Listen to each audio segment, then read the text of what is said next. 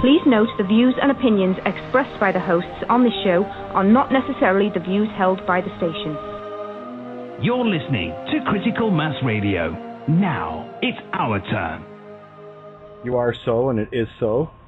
Absolutely.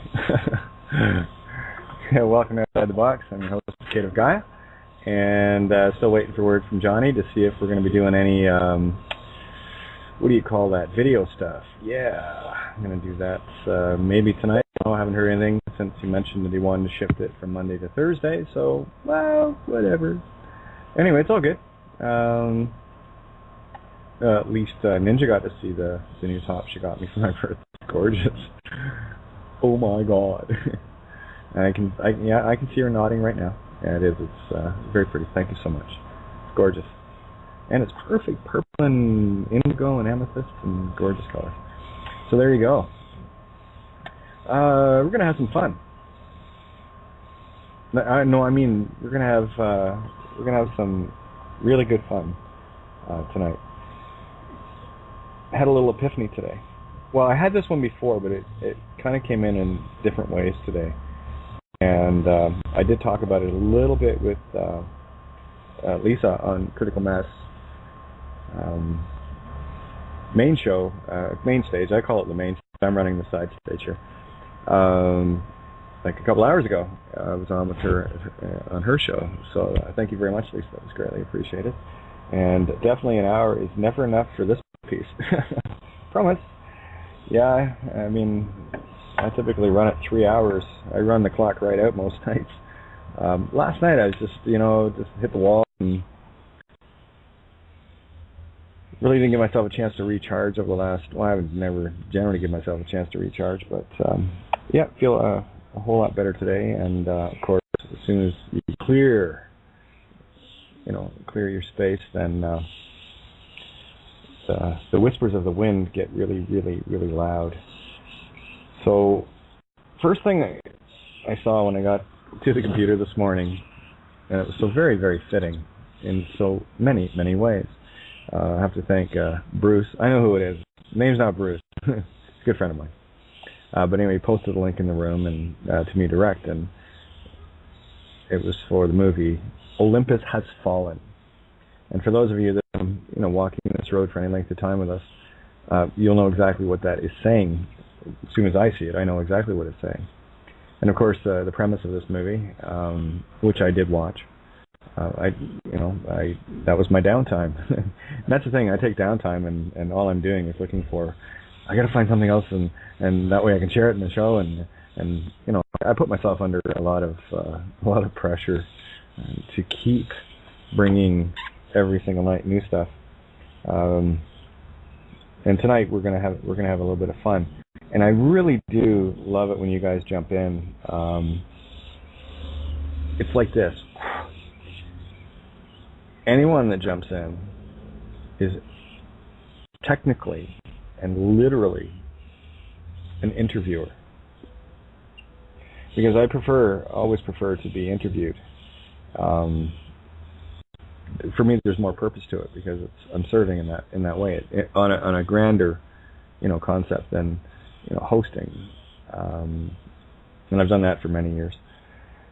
So and I'm not just talking radio. I've done it most of my life, either hosting venues or fronting bands and what have you. So always the consummate host and forced to jabber and yabber on microphones that I really don't want to actually be talking on. It's very counter me as far as personality goes. I just assume, like I said, sitting back and observe and toss a tuppence in here and there and whatever. Allow people to grow into their own power. And obviously, the universe has trained me well to do what I do now. And that's all I see it as now. Here I am, the unwilling participant in terms of front row center, which is the perfect mirror. One of these days, we'll all get to hang out and in person, and you get a better handle on me, the real me. Not like I'm fake or anything. I'm a different zone when I'm not having to do this kind of stuff. But that's okay, you know. I do this because, well, I can. I don't have to do it. I'm balanced out with I want to do it and I don't want to do it. I don't have to do it. I'm trying to think of the best way to put it. I do it because I can. And I see a greater need. As much as I see the need within, I see the need without, you see. So that's my mirror. So obviously if I feel the need to, you know, learn, then obviously you guys, you know, you beautiful tuned in beings also are feeling that same energy. So, you know, we all hang out and show up here. But today's Magic Epiphany, this is a good one. I think you're really going to like this. It's going to help you along with the present concept. You see, that's the thing too. The universe walks us down the path. We just have to be willing participants to walk, you know, and for many of us, myself included, taking that initial step into unknown territory. Well, it has the unknown, right? Yeah, that, you see, fear can only exist in unknowns. It can't exist in all-knowing. So that is the defining factor here. And that's why that's the only tool that gets used against us in terms of controlling us. But I also thought, how do you instill that seed? How do you plant that seed in people? And I've been talking a lot about trust lately and how badly we trust ourselves. We've been so conditioned into groupthink and, really, anyway, groupthink to get away from the peer pressure. We don't like feeling the pressure of being outside, you know, the group, if you will. This is a very standard program. That's why they have you in classrooms and schools, and you know, when you put your hand up and get singled out to answer a question, it doesn't always feel good when you don't get the right, you know, the answer they're looking for. There's no such thing as a right or wrong answer. Now, I can illustrate that in a joke very easily. It just depends on how you're looking at it and how you're thinking, right? So, what did they do? What did they do? What did they do? And when I say they, I'm including us in that too. Don't separate yourself from the rest of consciousness, because that's a duality as well. So when you look at all these, darker reflections of our own consciousness, ourself, remember that you are attacking yourself. That's why you need to love thine enemies, love thine no vengeance. Because when you go outside of yourself to seek that vengeance, you're only bringing it upon yourself. And this is where the golden rule comes into play. It's the only rule in the cause and effect game. If you cause someone pain, then you agree to have someone cause that same pain to you. You know, what you sow, so shall you reap. This is how this works, and that's the free will choice. How do you want to experience this? Do you want to experience it with lots of pain, or do you want to experience it with a lot more bliss? Now, there's a lot of dualities going on, in dualities here. I was talking about catch-22. And before we get to the actual little trigger word that I'm going to get you guys to ponder. Where was I going? That's the problem with downloads. I stopped and then it just stopped. Okay, here we go. Let's try this again. Before I get to talking about this little seed that got planted in us to destroy our own trust within ourselves, the other concept I wanted to bring up again about the dualities is the catch-22. Because when you finally decide to not only learn a truth, and you know when you have one, you get that little giggle, ha-ha moment. Then you are faced with a very, very real choice, a very real reality choice. Because if you know something to be true and you deny it or don't step into it, you get to wear the effects of that denial. And here, damned if you do, damned if you don't, remember?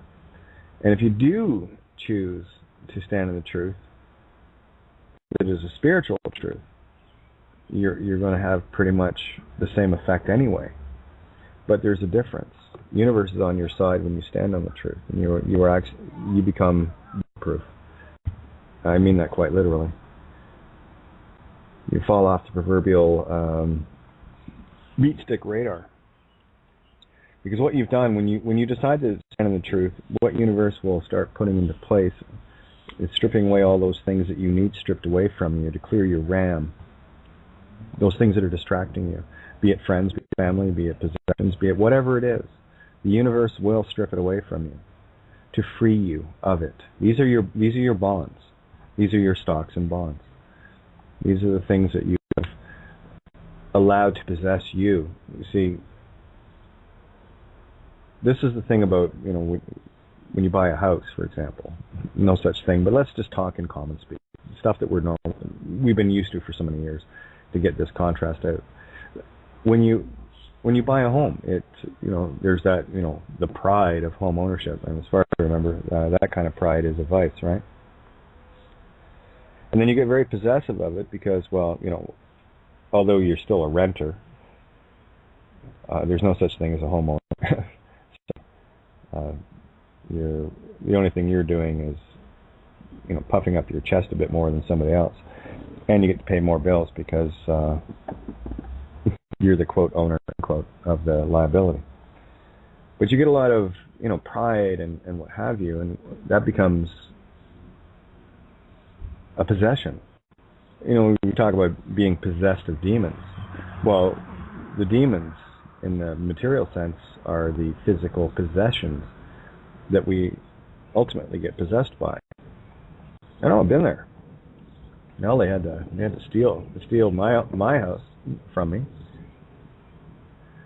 So I'm speaking from experience here. Family, everything. The universe just went, okay, Kate, no problem. You're standing in the truth, babe. I'm going to rip all the stuff away from you so that you can run forward instead of, walk forward. Because the fundamental truth, and something we covered in Lisa's show, the fundamental truth here is, if you're trying to save outside, you're actually trespassing on the golden rule. You're trespassing on the free will choice for those that wish to be ignorant, to remain ignorant. And also, if you go out of your way and help someone that has always been reaching out for help all the time, and it's not because they need help, it's because they need a servant. They're playing the low-level master-slave. Mirror, mirror, it works both ways here. And the more we talk about this stuff, the more you'll start to see the good and evil in everything. Because seriously, someone coming to you and saying, "Oh, well, save me, help me, I need this, I need that," and if you go ahead and do it, of course, that's the nature of creation, and the nature of being benevolent is to help others. But there's also the trap in that as well. Because if you're helping someone that has spent a lifetime, perhaps, and I've met many of them, literally parasiting off others with that whole, and it's a victim mentality, it's a very low-level ego program. This individual, or any individual that does this, is not confronting their own basic survival. They're relying on a savior outside of themselves. And if you become that savior, which I've been many, many times, you will get crucified. And by the very individual you help, no less. That one I promise you. I've lived that one my whole life. That was going through the whole rescue diver thing, right? So, on the other side of that coin, because it is a coin, two sides of it, you have others like yourselves that are willfully making an effort to seek knowledge instead of willfully seeking ignorance. That's what most people seek. They willfully seek the bliss of ignorance. They'd rather let someone else take care of it for them. They'll just care about their tiny little, myopic universe that, me, all about serving me, in the complete opposite way of how they should be serving themselves. Because when you truly serve yourself properly, you are actually saving yourself. You're clearing out the garbage. You're sorting out your own boat. Now here's the thing. There's another analogy. We're all doing this. Here we are out. imagine we're trying to pick up survivors in the water, and we've got our lifeboat that's ram jam full of all the, the garbage that we've collected, the clutter in our lives. And we got, we're allegorically carrying that with us. That's the packed camel, as it were. That's the 1 gigabyte RAM, which is what I've got, using 995 megabytes of it. So there's not a whole lot there to work with, right? So you got to scrape all that clean. So you're rolling around in this boat that's got room for 30 people, yet there's only enough room for you and maybe half of a survivor, because you're carrying all this garbage. Let's say you row that boat into a group of 10 people. It won't take long for that boat to get swamped, and you go down with it.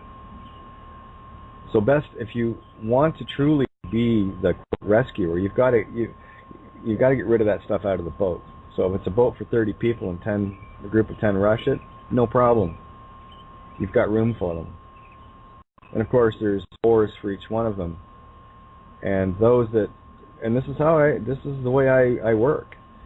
Those that pick up an oar to help row to save others stay in the boat. And those that, find a deck chair and a pina colada and open that up and sit back with their one hand dangling in the water will find themselves back in the water very quickly. I'll throw them overboard. Because obviously they didn't get it the first time. And I'm not going to be guilty of aiding and abetting in someone else's failures. Because that's what you're doing. You're harming the individual that cannot save themselves.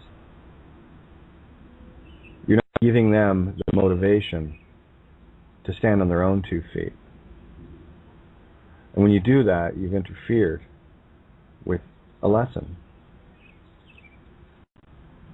And you'll get one for it. You'll get a lesson all your own. And, if you've done it as many times as I have, you start seeing the rerun of Gilligan's Island over and over, and you go, I'm done with that channel. Click. And while that might sound cruel, and, you're going to throw someone back, you're damn straight I'm going to throw them back in the water.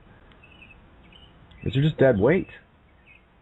They don't want to help. Listen, if they're not willing to help themselves, i.e. by rowing the boat with the rest of us, then they're certainly not going to be helping the rest of us because they're not rowing. What they're going to be is another consumerian, consuming the precious water supplies, the precious food supplies that we're all needing to get to shore. And those that have the oars in their hands are the ones that are being very careful with the rations to make sure that we all get equal, because we're all equally important. And typically, if you keep one of the loungers on board, if they're not rowing, they're probably sitting there just, sucking back the water and chewing on the food supplies because they're bored. There's your lazy boy Doritos scenario, right? Oh, they're quite happy to be, served. I'm always wary of people that one of the first things out of their face is, I'm a slave to no one. And I said, oh, okay, so what you're telling me is you want everyone else to be your slave. Okay, I get that. Fair enough. And I've heard that many times. So now I listen. So there you go. There's another little bit of a duality to look at how saving someone else is pure evil. Because you're harming yourself and them. And saving someone else that wants to save themselves is good. Because they want to help themselves. Which means they want to help you. That's how consciousness works. You either create or you're a parasitic vampire, taking from creation without putting anything in. And it's not, see, here's where we need to get out of the physical as well. Because you know what it's like. You help friends move or whatever, and there's always one lazy bastard in the group that, picks up the lampshade and just carries that while, you and a couple others are, hauling ass with the beds and the couches and the fridges and the stoves. And they're real helpful because they go out and get the box of towels. These are the ones that don't even break out in a sweat. But you point a finger at them, they'll be like, what do you mean? I'm helping, right? Yeah, but are you? Yeah, you are in a very, very small way. But it's not everyone that have the ability to, pick up an end of a couch. They'd rather pick up the lampshade in one hand and the lamp in the other, and take their time to get that in. Yeah, they're helping at their level. So we have to choose whether or not we're going to be the ones hauling ass with the stove and the fridge and whatever. Because that's the thing about me, especially with having the truck. The one they stole, yeah, that one, yeah. and I find it quite funny, by the way, guys. Seriously, it's crazy. But you see, now I don't have to help people move anymore, because as soon as I got a truck, I was everyone's new best friend. Oh, can you do a dump run? Oh, can you bring this over? Oh, I need this picked up at the store. Oh, can you do that? Yeah. And of course I would. That was just my nature. And I still would. I like chipping in. And I don't see it as being used or abused. I just see it as I have an ability, and that's the different intent that I have with it. I have an ability to help, and if people seek it, then, there's a free will contract there. And there have been times where I couldn't do it and didn't. So, as available, I was there. So let's get into the little epiphany aspect here. First thing this morning, in the now, and by the way, I did the card split. Wayland didn't pop up for me, but lo and behold, it jumped out of the deck for someone else. I didn't quite jump all the way out, but I thought it was quite funny. So Wayland's still hanging out. Isn't that funny? But when I cracked the computer open, that post was there, and actually, it might have been, I was checking email or something, but I know when I checked my Skype, that was the first thing I saw. Olympus has fallen. And, yeah, absolutely. And you start looking at the allegorical references as to what Olympus is, what it represents. And I'll bring a few things in just to show you what pops into my universe when I see something as simple as Olympus. I automatically go to Prometheus, who's chained allegorically to the mountain for giving man Promethean fire, which was the ability to think, right, independently. The fire is the tree of knowledge, good and evil, and of life as well. That's why Zeus got really, really pissed off, chained him to the mountain for eternity, where an eagle would come and at his liver and eat it every day, only to have Prometheus heal overnight and repeat the same process over and over. Yeah, that's a benevolent God, isn't it? How dare you give man the right to be as powerful as me? Yeah, that's, well, ye are gods, right? God is like ye are gods.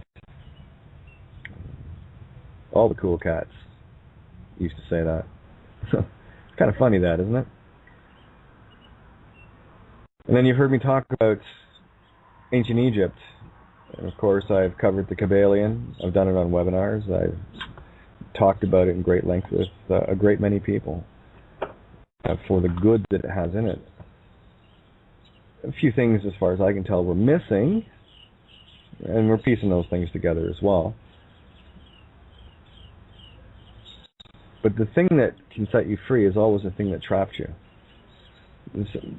Same thing with the birth certificate. That which enslaved us is the only thing that can set us free, once you realize what it is and what the intentions were behind it. The poison is always the cure, and the cure is always the poison. The up is always down, and the down is always up. If you've got someone halfway up a mountain and you've got someone standing at the top of the mountain, who is higher up? Well, it'll be the plane flying overhead, but I didn't mention that to you because that wasn't in your reality until I mentioned it. And then, of course, there's a satellite above that and other universes and what have you.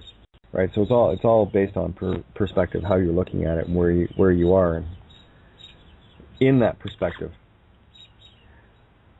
Now, the guy that's halfway up the mountain, he's halfway up to him, and of course, to someone in the valley, the guy's halfway up. But the guy standing at the top of the mountain is looking, and he sees him as halfway down. So you see how up is down and down is up? Just like hot and cold are infinite increments of temperature. You know, where on the thermometer does hot start and cold finish, and vice versa. I've shared the analogy as well. You know, hot to someone in the Arctic is relative to where they live, as opposed to someone that lives in the middle of the Sahara Desert, where 15 degrees Celsius in the Arctic would be deemed hot to an Inuit. It would be bloody freezing and quite comfortable for someone in the Sahara, where 40 and 50 degrees Celsius. Can you imagine bringing an Inuit to that? Yeah. And we get to experience this all the time, year in, year out. Because a 15 degree Celsius day in the middle of July would be very cold, because we've been experiencing heat. But you get 15 degrees Celsius day in the middle of January, and you got some serious thaw action going on, and you're ready to put your t-shirt on, and it's beautiful and warm because you can feel the heat in the breeze that would be cold in July. So it's always relative to your perspective, where you are, how you're looking at it. And the only way you can change anything in your universe is to change your intent and change your perspective in that intent. That is it. So let's get to this little golden nugget. I'll give you an analogy just to show you how powerful this is first. Then I'll tell you what the seed is. You'll probably get it. For those of you in North America, obviously very familiar with baseball, and I'm sure all around the world, you know American baseball. All right, so I'll use this analogy. It's the bottom of the ninth inning. It's a 0-0 draw. By the way, bottom of the ninth is the last inning. Then if it stays 0-0, it goes into overtime or extra innings until someone wins. So we're at 0-0, bottom of the ninth. 2 outs. 1 more out to go.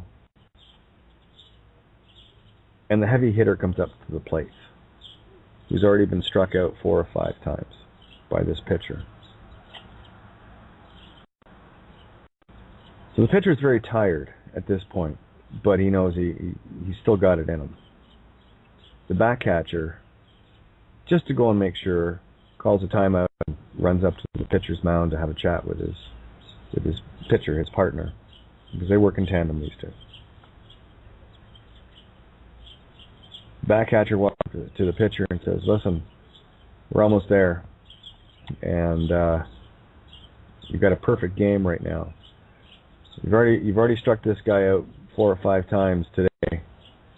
So just remember, whatever you do, do not pitch him a low inside fastball. He'll take it out of the park." And the pitcher says, "Yeah, absolutely, okay." The back catcher leaves the pitcher, goes back to his position behind the plate. The batter's ready. Pitcher winds up to throw, and the only thing going through his mind is this: don't throw a low inside fastball. Don't throw a low inside fastball. Pitcher winds up, throws the ball. Fastball, low inside, out of the park. Game over. You see, because what the back catcher did was he planted a seed in this pitcher of what not to do. And the only thing that pitcher is going to focus on at that point now is what not to do, and it's going to be exactly what he does do. What the back catcher did was he planted the absolute perfect seed, the same one that the Vatican and the schools and the governments and churches, religion, everything, this is the very same seed that they use ad nauseum. And what they did was they planted the seed of doubt.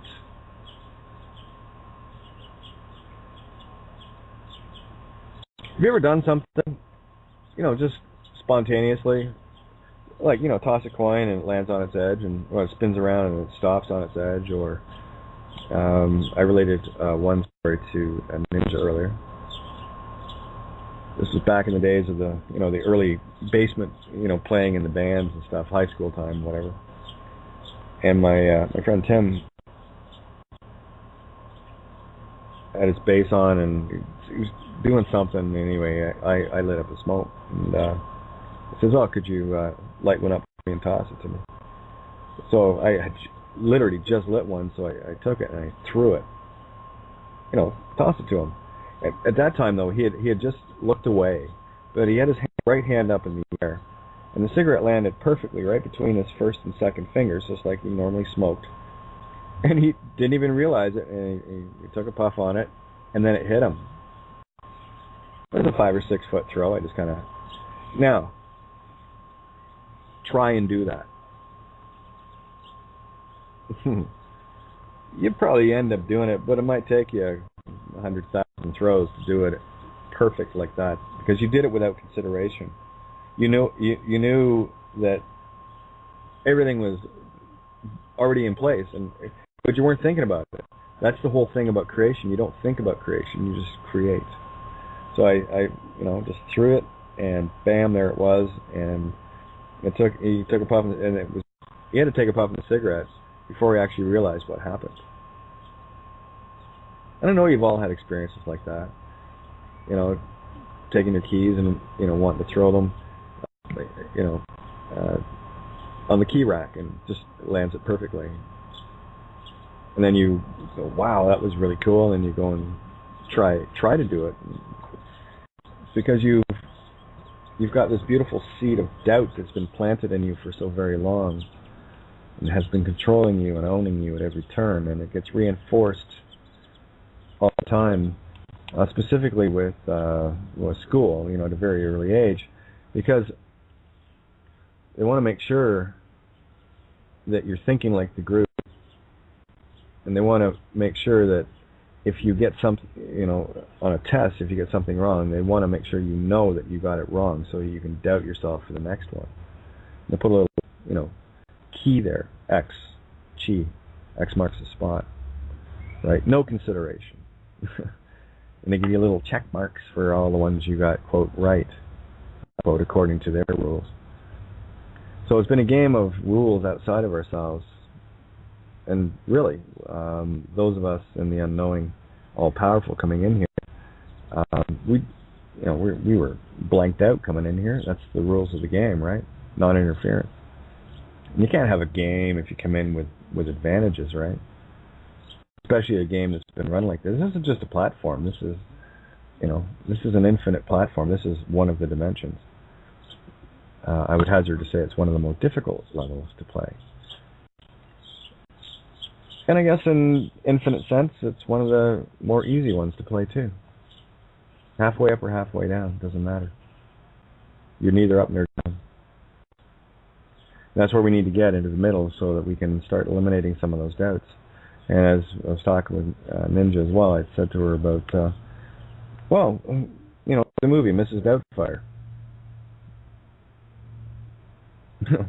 Promethean fire, you, knowledge.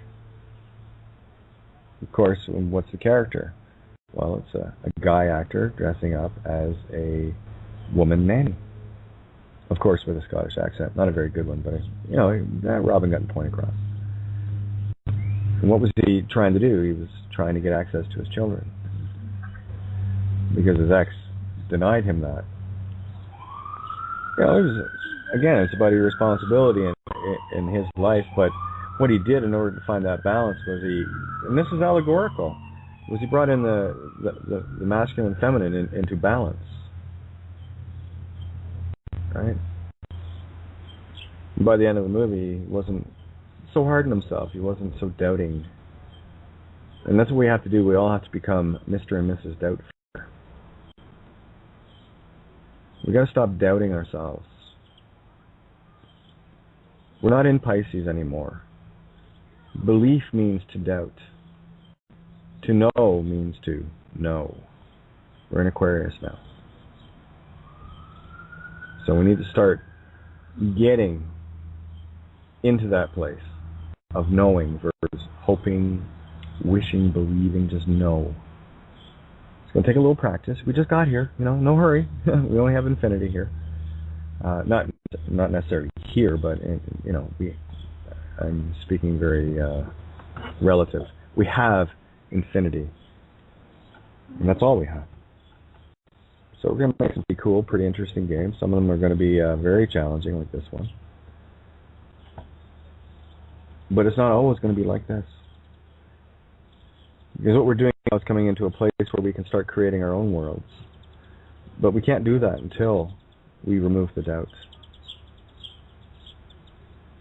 So here's the trick. When you want something, put it in the mirror. This will break the program. And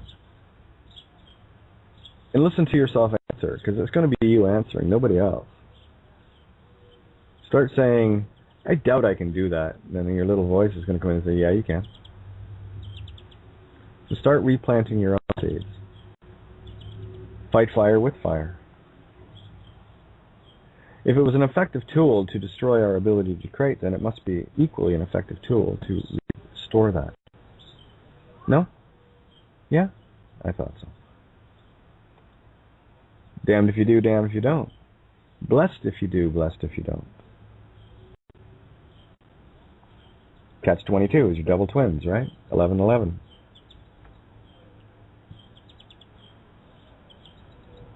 Works for me. Oh, there you go. Anybody feel like jumping in here and having a little chat? I'd like to know if that's a fairly easy concept for people to grasp. Instead of having the initial or original doubts that we have had ingrained into us, how do we start placing our own mirrored doubts? Because only when we do that to ourselves will we find the mirror and go, no, I can do that. Well, I doubt I can do it. Yes, I can. I doubt I can. Yes, I can. Play your own back catcher to your own pitcher.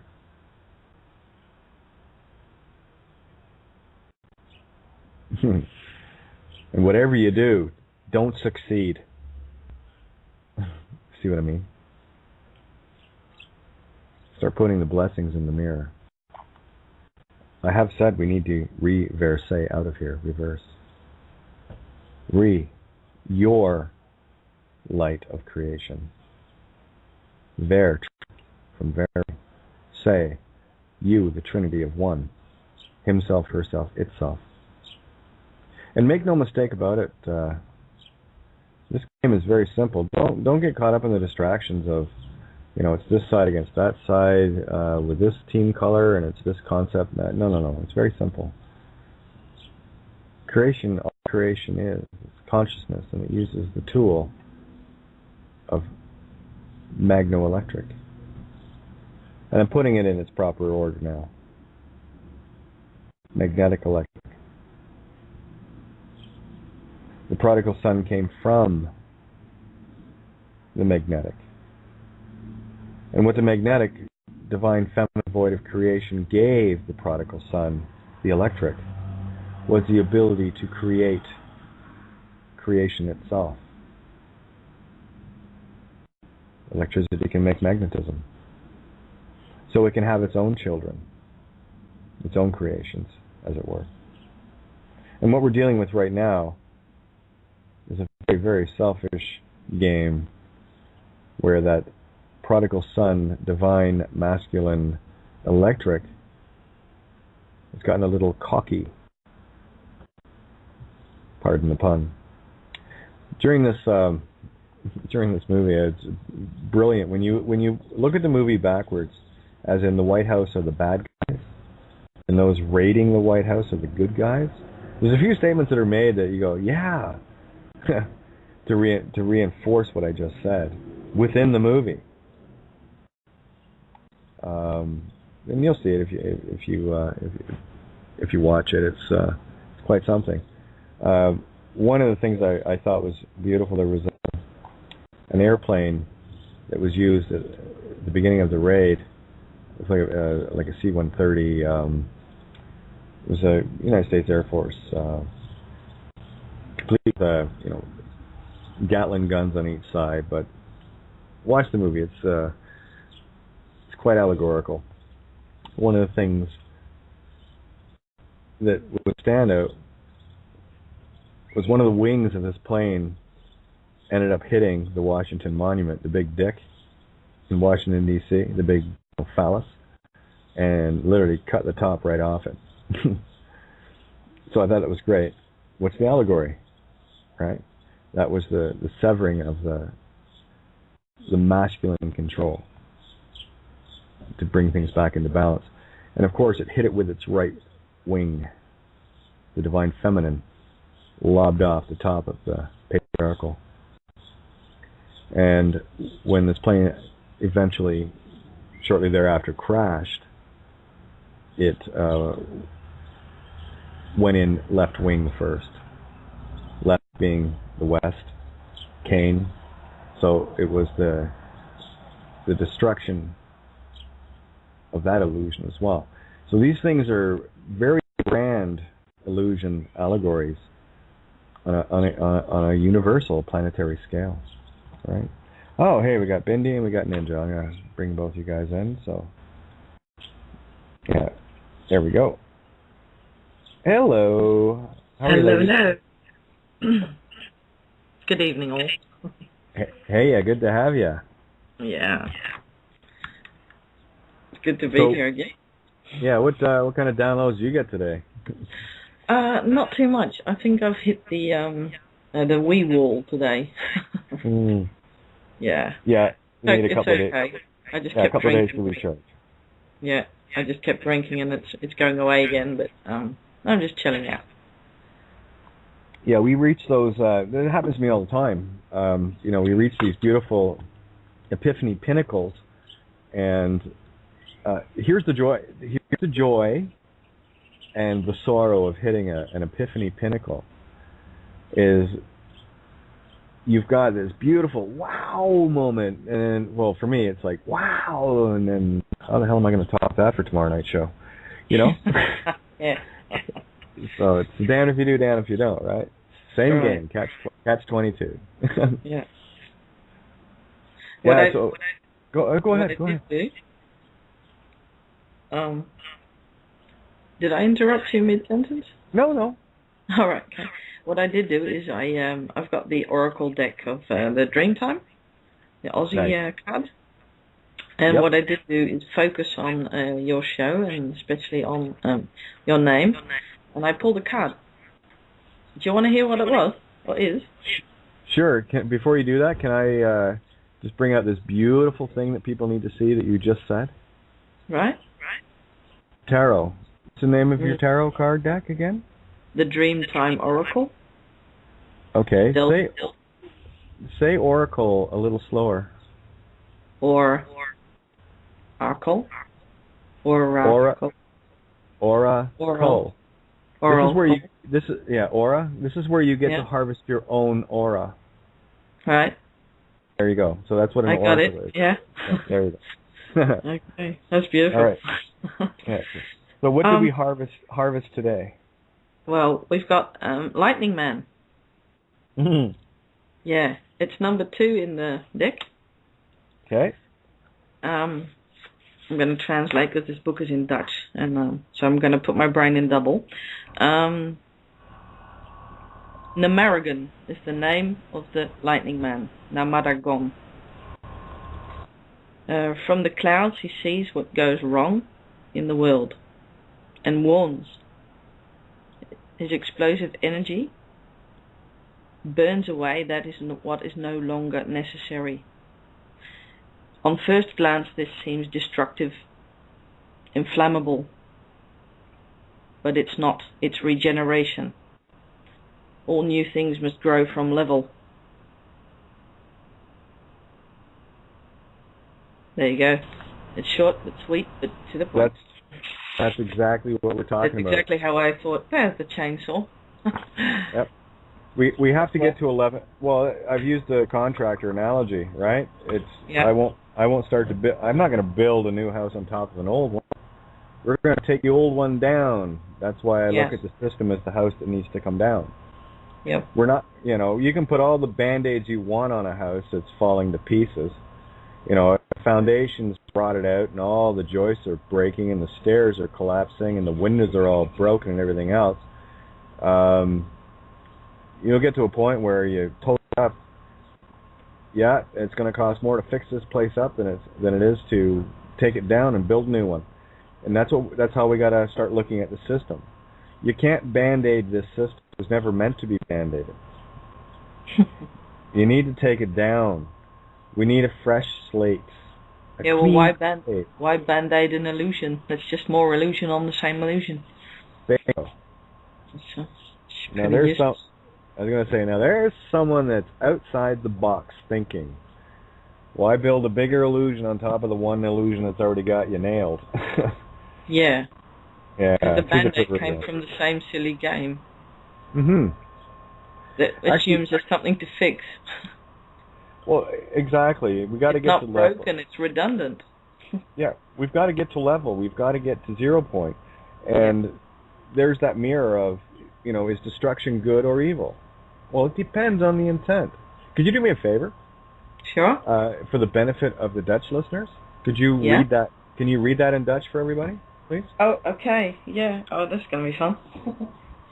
Hang on. I'll put the book here.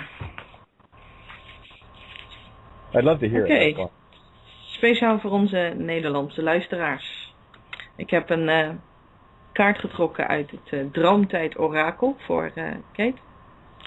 En daar is de bliksemgooier uitgekomen. Macht is hier het sleutelwoord. Namaragon ziet vanuit de wolken wat er misgaat en geeft een waarschuwing. Zijn explosieve energie kan wat niet langer nuttig is, op wat zichzelf destructief en ontvlambaar lijkt, vernietigen. Dit maakt regeneratie en nieuwe groei mogelijk. Alsjeblieft. Very nice. You're welcome. Perfect. There you go. See, we're the whole world's at the table. This is what I love about it. Yeah. It's just amazing. I mean, what else can I say? Oops, I better check my Skype. That's the problem with downloads in case Johnny's trying to get a hold of me. Did he? Nope, no one's tried me yet. So I mean, the Doubtfire Matt. Actually, Ninja. Do you want another gift? I'm never going to say no to gifts. Right. You know how the color red and blue keeps popping up lately? Oh yeah. Well, I've got an animal oracle deck too, and I was just shuffling just to get the energy of mine in again, and lo and behold, 2 of them flipped out pretty far, and it was a blue and a red card. The Kingfisher and the Fox. The Fisher King. You already see it, right? Yeah, the Fisher King card is one of my significators, as is that's the King of Cups and the Queen of Cups. They're both my significators in the tarot. So it's just coincidence, and of course the Fox, one of the very first, the Vixen, yes. Yeah, the trickster.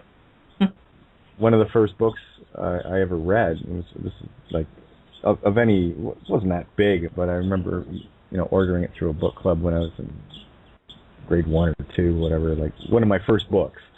It was the title I think was called The Werefox. But it was about a child that would turn into a fox, right? Just like a werewolf, but it was a very enchanting story, and that's what clicked whenever you said the fox. Of course, what is the fox? Divine feminine and the cleverness and unrelenting if it's being chased, right? It just keeps going. Right. It's the trickster. It's the 0 point between masculine and feminine, with the feminine as a base. Yep. It's a dog, but it's not. It's a cat, but it's not. And the fox will double back on itself. It's fearless. Yes, just like the coyote. Yep. In an attempt to trick its followers, pursuers, it will double back to confuse it. So. Yeah. Oh yeah, and Ron had shared something today too that I thought was very, again, in the now. Here we go. Here's another. This is how I look at everything I look at. It has to be relevant to right now, and what is it really saying? I know what it's saying by reading it or looking at it, but what is it really saying? Look deeper. Yep. So Ron had written to me, what is it to reveal? And he wrote veal, V-E-A. And he gave me a link to Wiktionary for the definition, right?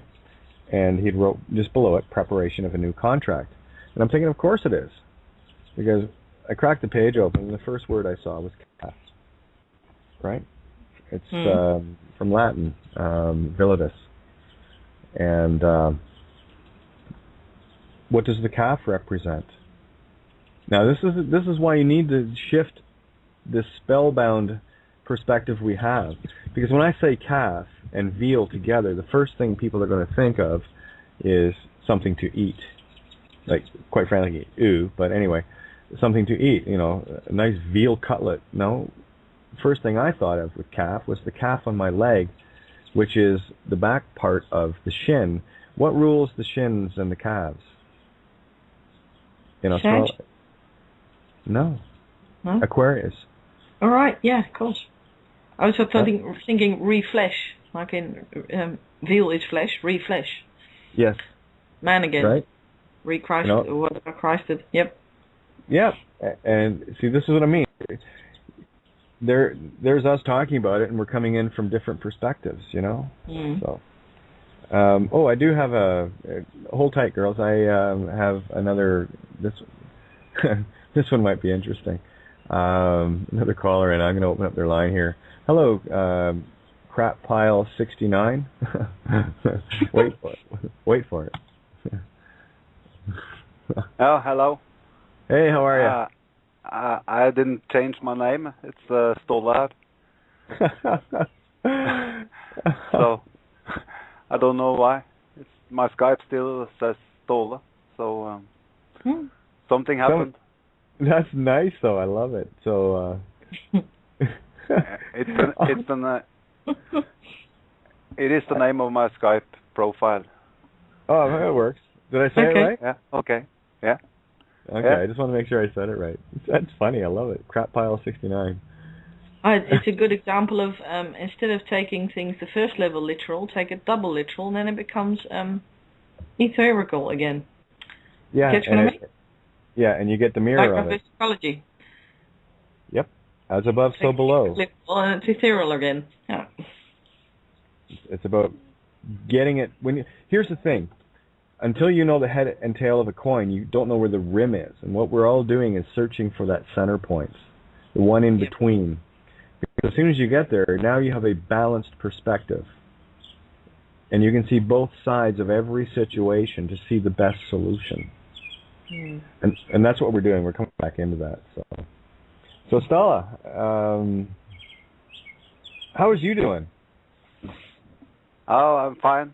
And I hear you're fine too. Lots of wisdom. And trying anyway.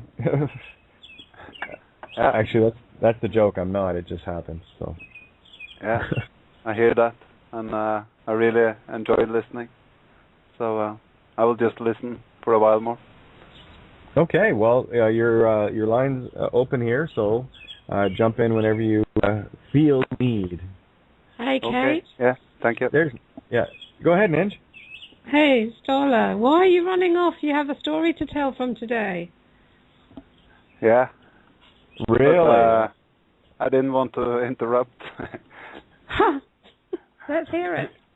Yeah, please. And here, thank you, Ståle, for actually saying this, because this is a perfect example of what I'm talking about.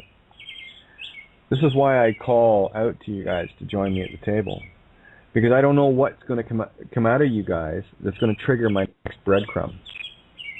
So that I can trigger your next one, and you can trigger mine. Back and forth. This is spiritual ping pong. It's a perfect game. So please, come to the table. So let's hear your story. Well, I went to Karlstad again today, to buy a headset with a microphone. And I went to the town square there, where I took the pictures of that temple bar with a clock on the window. Yeah.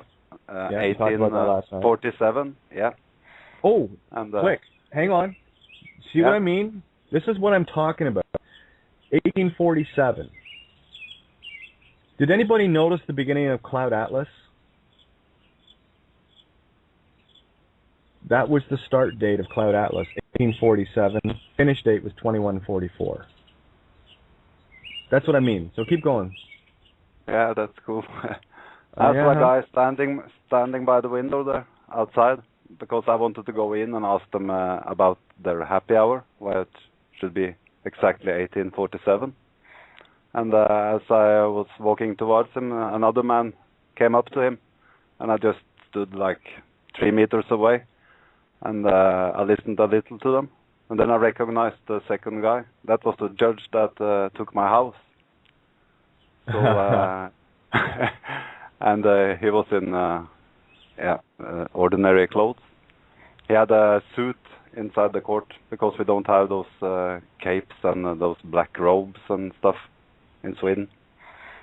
So I just listened a little bit at what they said, and then I went over and I said, funny thing, hey, this 1847 on the window, is that happy hour? And the guy looked a bit strange, the first one that stood there, and he said, yes. Oh, yeah, you know what it means numerologically? I said, no. I said, that's 9/11, like 11th September 2001. And they looked really strange, but you know that, I said, over in the lodge, because you meet in the lodge on the other side of the square there. And the judge, he looked scared. Was so funny. Ladies and gentlemen, boys and girls, what Ståle has just described is what I call a universal bitch slap. Well done. Yeah, thank you. It was wonderful to do it. Give him back. Oh, yeah. And actually, more importantly, he gave it back himself, because you nailed him with truth. And that's why he got scared, because the last thing a criminal wants is to have light shone on them, especially when they're shining on themselves. You know, that's beautiful. Good bitch slap. See, I told you.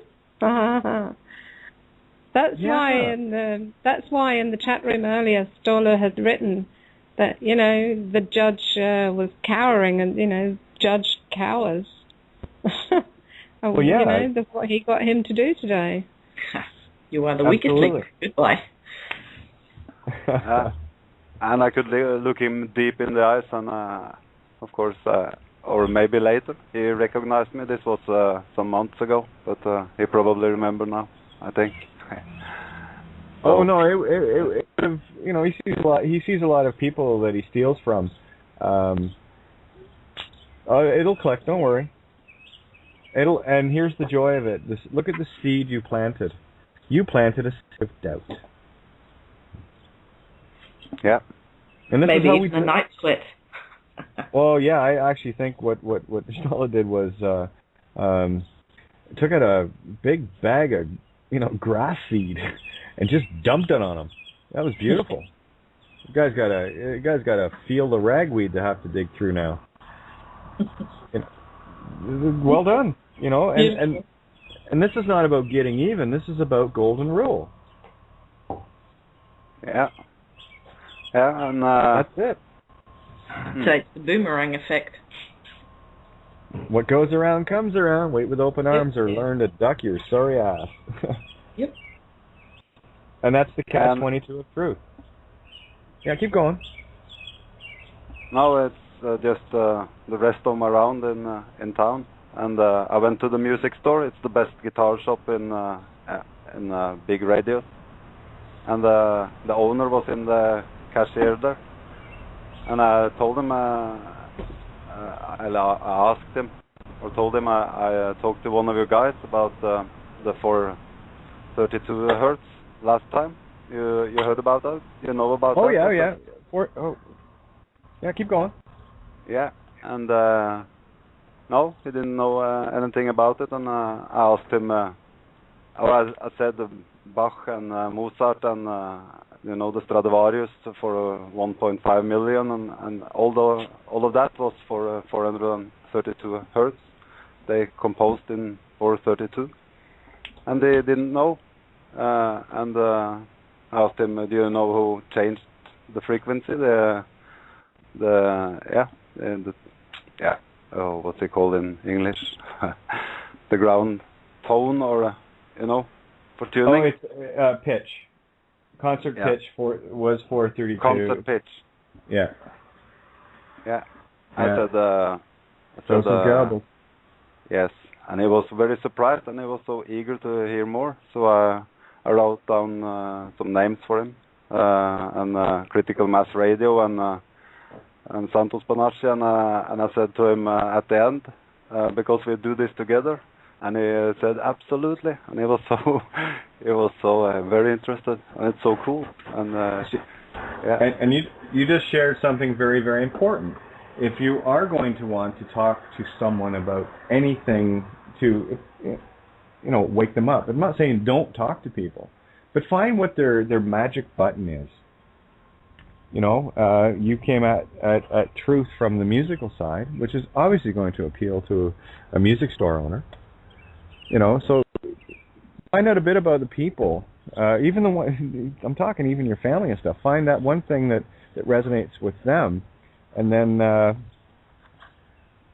find your door to bring them in through. Plant the seed that way. Find the allegory niche. They've got one. Everybody's got one. You hinge on somewhere with everyone. Yeah, something's going to float your boat and sink your anchor. Yep. And some of them rub the wrong way, but do sink in. Exactly. Even the ones that you think, ooh, I'm not so sure it will. Sometimes when they rub the wrong way, some people prefer hinging on that way. Yeah, I mean, if you're going to approach a bona fide born-again Christian, one of the first things you can say is, Jesus is one of the greatest teachers ever to walk the face of the earth, right? Yep, they're going to eat you up. And then you sit there and you start telling them the quotes that they don't know. Did you know that Jesus said this? Did you know that Jesus said that? And now they're in, plant the seeds. Because most of these people don't know what he said. They're I mean, the big focus one, of course, in Sunday school and everything else. You got to learn John 3:16. You got to sell the murder first. Yeah. It's pretty much like. Go ahead. It's pretty much like don't teach your puppy tricks by kicking it. Yeah, you want to have some They're puppy babies. treats. You don't want to teach a baby anything from fear. Don't scare them more than they already are. Doesn't work. Nope. Brings them all the way back to the reptile brain, and they just go fight or flight. Yeah, or freeze. Yep. Which is instantaneous. See ya. Yep. Right, Bubble both. Yeah, so but I mean, sometimes hard to avoid. No worries. And just to let you know, Benny, we do have a bit of a time delay with Skype, so don't worry if it sounds kind of choppy. It's because of there is a slight time delay. I've noticed that with a few calls with people. Okay, I'm not hearing any problems, sir. Oh no, I hear you loud. I hear you loud and clear. It's just yeah. So it's all good. But a couple of brilliant stories. Look at the major victories. Those are beautiful. Why wouldn't you want to share those, you selfish prick?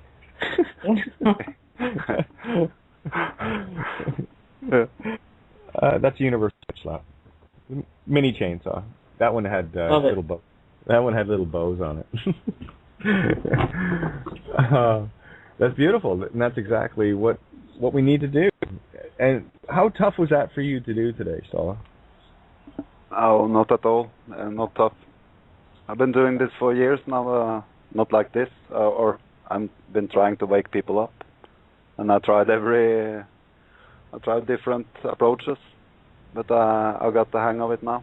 So I do it everywhere I go, and I just find something that I can say. One of my favorites, and I've done this for a long time, one of my favorite things to do anytime I'm using paper to trade for goods, right? And every time at the till, here's the question I ask. Do you guys still take this worthless paper for money? Of course, you look at it like you got two heads, but the seed's planted, right? Yeah, of course. And then if they give, it depends on how they react to it, right? Some of them just smile and some of them just glaze over, right? But, it's just, well, I mean, the reason why I call it worthless, do you like getting bills in the mail? And they go, well, no. Well, yeah, me either. So why do we put them in our wallets and purses and treasure them? $20 bills, €10 bills, £10 note bills, And it might not sound that profound, but it's a very innocuous little seed that you plant. And what have I said about seeds? And this is how we got nailed, right? Those seeds that got planted in us germinated and grew. That's how the ego gets in there too. It's these concepts that we, sometimes we get, rubbed the wrong way, or the ego does anyway. And that seed gets planted and it grows and it festers. And you've seen people get completely overcome with just whatever, rage or hate or anger at some individual. And it gets to a point with some people where they get violent to the point of actually killing. That's how dangerous the negative seeds are. So what I'm suggesting is, we can use the same seeds in reverse. And they will grow and they will blossom versus fester. Because here's the thing about this tick-tocking of our dynamic that we have going on right now as a dominant frequency under the laws of the universe. Nature abhors a vacuum. And the more we tick-tock and the higher we tick-tock brings more clocks into resonance with us, because we're getting louder and louder and louder in the consciousness. And when one other clock ticks and talks with us and comes into alignment with this dominant frequency, they've left a void below them, and it has to get pulled in. It has to get filled in. And universe will, up from the bottom, fill the crack. And that individual is going to be one of those people you planted seeds with, just like in a music store. And I got to tell you, musicians, for the most part, with me, are the easiest to talk to. Artists of any kind, actually. Ones that are really in touch with their right hemisphere, with their divine feminine creative. They're the ones that's why artists were always major targets. Anytime dictatorships came into play, they wanted to round up the intellectuals, the benevolent intellectuals, the artists, and of course, the gays and lesbians and all of the other, misfits of society. Well, because we don't go along with, groupthink. We dare to dance our own dance and sing our own song. They'd have to quarter me to put me in one of the groups. Oh yeah, it's again. This is well, I was talking about labels earlier today, and I hate using them. Yeah. I only use them to show contrast and to it's common speak. It's something that everyone comprehends. Oh, sure, they're containers, and when you start believing them, they're traps. So, as a container, it's pretty neutral. It's just a sign. Well, yeah. Like a road sign, you're pointing to a concept. And therein lies the trap of the name as well. That became more than a label; it became the trap, and using the same trick. And the minute we claim to be one thing at all, we become nothing, or everything else becomes nothing to us. When you separate yourself with a label, what you've done is, like I've said this before, used this concept many times. If one decides to call themselves a Christian, what you're actually, and talking in churchianity sense, okay, what you've said then is that all the Jews, the Hindus, the Buddhists, the Muslims, all the other different Christian denominations, the 29,900 others, are all at that moment completely and instantly separate and wrong, according to your label. Yep. The allegory is, do you know the kid's toy, the Jack-in-the-Box? Oh, I love the Jack-in-the-Box. There he is. That's the allegory for words. Mm-hmm. Oh, yeah, did you notice the post and love and stuff there, I think a week ago? And da-da-da-da-da-da-da-da. Yeah. Yeah, that's what I was doing. Pop goes the wee cell. Yeah, it means the system goes. Yeah. Right, so it's... Well, it's always one of my favourite nursery rhymes. It said, does anybody know what the weasel is? Go, yeah, it's one of those little animals. I thought, forget it. Oh, yeah. Lots of allegories, here and there. Oh, I do want to do a couple of shout-outs here, because I was just scoping down Facebook a little while ago, and I do like to call out to people. Hello, Catlin. Nice to see you. And Emily, I love you too. And Sean, nice smile. And there's John. Good midnight all. Yes, indeed. And that's the thing too. That you're international when you see every time zone coming to the table. It's beautiful. It is absolutely beautiful. So thank you for that, guys. What that tells me is that the clocks are gaining volume and gaining numbers. And the posts that have been coming in from people, I should probably, I hope I didn't, okay, there we go. That mouse thing again with that little button, take me off the page. Let me go to messages, because there was a few people. Just to let people know, especially the newer ones in Facebook, I have, it's actually getting a little better. I'm not sure what's going on. I think I got rid of some of my browser things that were slowing my computer down. But just a shout out to Zach. He does all the videos on YouTube for the Kate of Gaia channel, and also they go up to Synchronicity as well.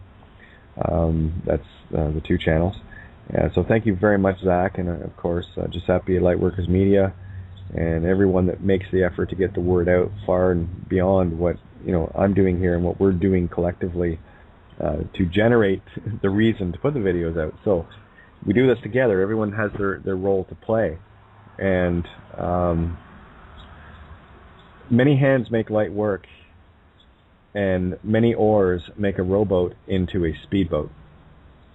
So the more people that grab an oar and climb aboard, and there's that oar again from aura. A-U, gold, Ra, the light of creation, you, within, right? So there, you. That's what the aura is. That's your golden light of creation from within that is emanating out. I'm actually one of the lucky ones where when I get into my still space and get observing, I can see them. Yep, ditto. They're there. Trees are gorgeous, especially at night. When you see the energies pouring off them, it's just stunning. And nothing required. I will actually suggest for anyone that really wants to start seeing that kind of stuff, get on your way. Exactly. Honestly, it's just incredible. Do a shout out to Claudia here as well. Hey, Claudia, got your message. And I've got Pam. Lots of beautiful new people. Hey, Susanna. Susanna's in, I believe, in Greece right now. Sent me a picture of a beer from the beach from her mobile yesterday. It's like, oh, lovely. Shout out to Tina and Shell and Sam and Jordan and Varel. This is what I mean. These are, and Rezu, he's the one who came back with the answer with Truman Show as well as Ninja the other night, and Robert, and so many people. And I mean, this is, I need you guys to hear this, because this is what you're doing. Okay? At Good Midnight Oil, Sean, indeed. This is what you're doing I'm just a conduit here. You see, I'm not even going to say hope. It is my wish that people understand what we're all doing here collectively, that we're all here equally, that I've said it countless times. I'm just here to push buttons on the board and buttons on the ego. Oh, do you want to know what an ego sounds like? Here's what an ego sounds like. Poke, poke, poke, poke, poke, boom. That's what an ego sounds like. Okay, so that's effectively what I like to do and continue to do because I love you that much. And it's wonderful when people finally see what it is that is really going on, because only the ego can get offended. Only the ego can get angry. Only ego gets defensive. Only the ego wants to reach out and smack you across the face. Never the being. Never. So that's why I want to scrape that garbage off you. I will do my best to. Besides, I'm not into TV reruns. I don't talk to televisions. I take sledgehammers and chainsaws to them. And once we get that out of the way, once you remove that tricky little bastard program that has you thinking it's you, where the real you can shine through. Oh, told you I was right. Look how stunningly beautiful you are. You call me selfish. That's all I want to see. No, you're stunningly beautiful yourself. Yeah, that's so true, Stoller. That's so true. I saw Kate before the show, and there's a tie-in with the stunningly beautiful, the stunning, all these things we've mentioned tonight. Kate looks stunning tonight, but Kate, what colour are you wearing that ties in with what Bindi gave to you earlier when she gave you the red and the blue? Well, it's Seen any fireflies tonight? It's purple. It's a 2-layer. It's got this beautiful pink underneath, and it gives us a gorgeous, like amethyst, indigo, and purple outer layer, and it's gorgeous. But you mentioned the red and the blue, didn't you, Bindi? Yep. And I thought, I know what colour Kate is wearing. Mm-hmm. And you put the two together, and then the one thing, and it's all there. Red plus blue equals purple. Yeah, you know, in Dutch it's called purper. Sounds nice, right? It does. The colour purple, purper. Sounds like a cat almost, doesn't it? Exactly. Yeah, divine feminine again. Just to bring another allegory in for more recent listeners. And I don't like calling you listeners, so please, I just do that because it's part of the shtick here, right? But when you're in conflict of divine feminine, divine masculine, the universe will show you, and it will come in many forms. One of the most common forms you will find. This is the universe trying to awaken you. This is your allegory. Is when you're traveling along, maybe a little too quick, and you see flashing red and blue lights behind you. What that's saying is you're at war and in conflict with your inner self. Do not be alarmed. Just take the message. That's what it's saying. You are still deeply entrenched in the Whore of Babylon. You are still deeply playing the game. You are still in conflict because you got a ticket, you're going to fight it. Well, why would you? Because every license, everything that you have, is what you're saying is, I am going to willfully commit a crime. That's what licenses are. Because when you go back to it, and I've done this countless shows, it's actually almost passé now, but it needs to be out there because this helps people understand who they are and how we got caught in this legal trap. We're all, if you carry the name without knowing who you are, actually, when you do know who you are, you will very quickly get rid of all forms of identification. Because you only need one thing, and that's the proof of the fraud, and they will never accept it because it turns the tables on them. And that's the very document that got you enslaved to begin with, the birth certificate. They can't use it for identification. Said, no, this is the only thing my parents got. It ain't me, but this is it. You're looking for paper? This is all I got. And they can't touch it. Because it means then they'd be committing fraud. You have to consent to being that document. That's the only document that that traps you. Because every other document you get after it, licenses and anytime you use the name, you get loans or whatever, you're actually committing fraud. The name is not owned by you. You're using something that was given away. So we turn the tables on them now. All right? So when you see the red and blue flashing lights, that is you're out of balance. You're out of center. So don't get upset. Look within. Don't look out to blame. Hell, I got pulled over for doing the speed limit, but I was being tailed. That was my first year in the quote movement unquote. This was a couple of months after the judge bowed.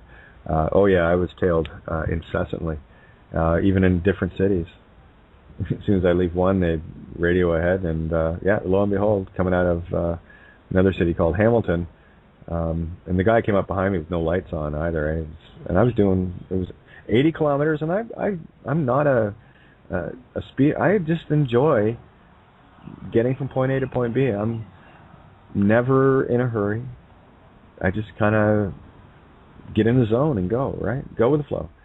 But doing bang on the speed limit. No lights on this guy behind me. Next thing you know is I see the headlights flashed on and the cherries. So I knew it was a tail. And they were pretty nasty too. They're like groping crotches, these guys. All manner of things, right? Like cuffing you and throwing you in cars and whatever. They actually had to steal my wallet. Here's the joke of it too.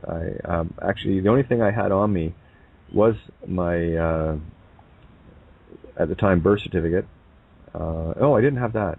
I had documents I'd done up. That's right, for myself, and I had a postal money order that had been given to me, and I was going to cash it that day. And of course, I never carried identification with me ever, but that day I had put the license in with it, so I could cash it, right? And lo and behold, they stole my wallet, and they went through my wallet to find that, and that was their one piece of joinder. That's how desperate they are to get the name. Without that, they have nothing, absolutely nothing, and they know it. That's the best part, because even the trained dogs have to yield. And they go, oh, no treats. Yeah, sorry, asshole, not today. But and then once you get to this sounds like this major walk down a road. It's not. It's one step to step into the truth. Because once you step into it and stand in it, you get the universe bubble of love around you. Yeah, lots of stuff is for me, lots of stuff happened.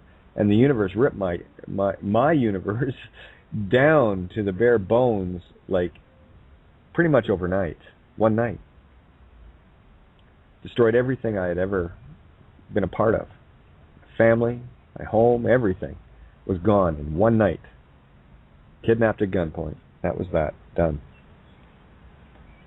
And it's been a year and a half now. I've been on survival mode. So man, you know what? I think I'll do a little. I could use a little help. I got I think $30 to my name, and counted my change, and a half tank of gas. So if anybody feels like helping, that would be great. Email contact is coleman.victoria@gmail.com. So it's COLEMAN .Victoria VICTORIA @gmail.com. And that's my friend here that is my between worlds being, so that I can still communicate with the other side, right? So there you go. See, Ninja, I did ask. That's a big one. Yeah, for well me. done. Well done. Yeah, it's a big one. Yeah, that one's never easy. It's not pride either. It's got nothing to do with pride. But Kate, I sent you some money, and I haven't seen anything in my mail that you accepted, because I don't know what I did in PayPal. That was a while back, wasn't it? No, but I did it again. Oh, okay. Well, I haven't talked to Vicky. I don't talk to her every day, but she does let me know. When a few of them come in, and she'll forward stuff along. So, well, thank you for that. Thank you. Oh, no need to thanks. Yeah, every little bit helps, you know. Yeah, typically, well, my life every month is, and this is just to take care of the two things that are constant. That's $160 a month for storage to keep my music and photographs and a few other odds and sods, and $30 a month for my phone. So it's about $200 a month, and then that's everything above that is what I use for, you know, food or, you know, fuel or whatever. Let's just say I have a very, very frugal lifestyle. I don't eat much. Don't have to. Urine therapy. You'd be amazed at how much you don't eat when you're on urine therapy. You don't need to. And your weight doesn't. Well, if anything, if you need to lose some weight, it'll take care of it. And if you're at your weight, it'll maintain it. So mine maintains. I'd be lucky. I can attest to that. Yeah, I can. My weight's coming down like you never believe. Oh yeah. Thyroid problem healed.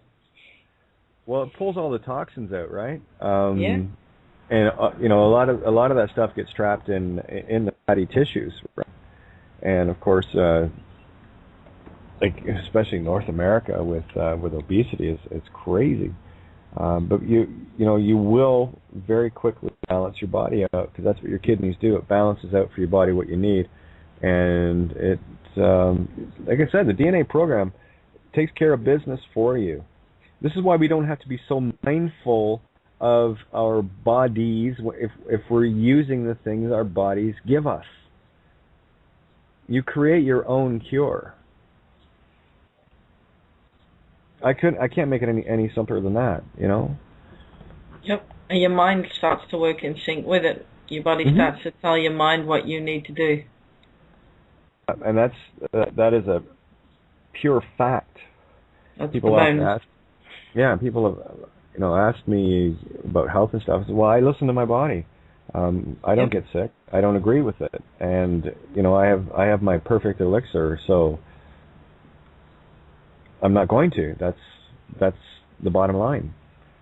You know, pure ether. Of course, you're going to get information that your body needs from your higher self. Where do you think it's coming from? You want to grab, you know, get the connection to your higher self and start scraping the RAM off fast? You generate it numerous times a day.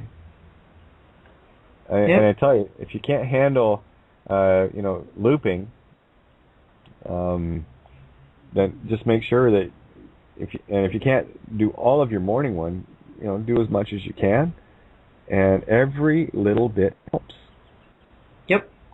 Because the cure is contained in one drop as it is in, you know, one cup. Thing with me is I love it because it's got, you know, yeah, you've got what you need in the one drop, but I'm thinking stem cells, baby. Oh yeah, let's redo it. Your hologram gets a reboot from its original blueprint. Yeah. Before Eden instead of after the program. Yeah, and what you're doing is, you'll feel it too. You will feel it. Yeah. Your body goes, yeah. Look I'm getting all my pieces back, and it's going to start restoring the lost brain cells from alcohol. It's going to start reconnecting things. It's going to, you know, people talk about these chemtrails and fibers and all the rest of this shit. Urine takes care of it. It takes care of it. Gone. Bye. See ya. You know, bots? Are you kidding me? Gone. That's why I remember the first I was running around, kept saying, it's alive, it's alive. Like somebody put whatever voltage up my ass and whoo. Yep. Well, here's a question for you. Another way to check your conductivity. I'm glad I'm revisiting some of this stuff, because these are some of the physical things. If you know, the ego needs proof. There's no question. That's what ego's all about. Ego only trusts in what it can see, taste, touch, smell, and feel. Okay? And hear. Spirit doesn't need that. Spirit just knows. That's what we've lost. But once ego does believe, wow, it's your ally. Once you get left and right going click, click, click together. Yeah. Once you've got the right programs running for creation instead of destruction and self-destruction, wow. Bingo. So, For checking a physical way to check your conductivity is the tip of your tongue, or the top portion of the front of your tongue. Put it to the roof of your mouth and feel around to when you get that tingle. It's like checking an almost dead 9-volt battery. You check it on your tongue, it gives you a little. It's exactly the same as that. And as soon as you find your sweet spot, hold it there. And what you're doing is actually shorting out the reptilian brain and the adrenals. There's something else too. If you want, if you're in a situation where there might be a little fear involved, just put your tongue to the roof of your mouth. It shorts it out. It really does. It shuts down the program. It shuts down the reptilian brainstem transceiver because you've bypassed it. You've used Taurus to bypass to Aries. So what we have with the tongue is the separation of heaven and earth, the lower, right? Yep. So that's why it had to be a tongue pledge. They had to interrupt our spiritual ability with words. So we used the curse, or the tools that were used against us, fighting fire with fire. Fine. If it was a trap, then it must also be a release.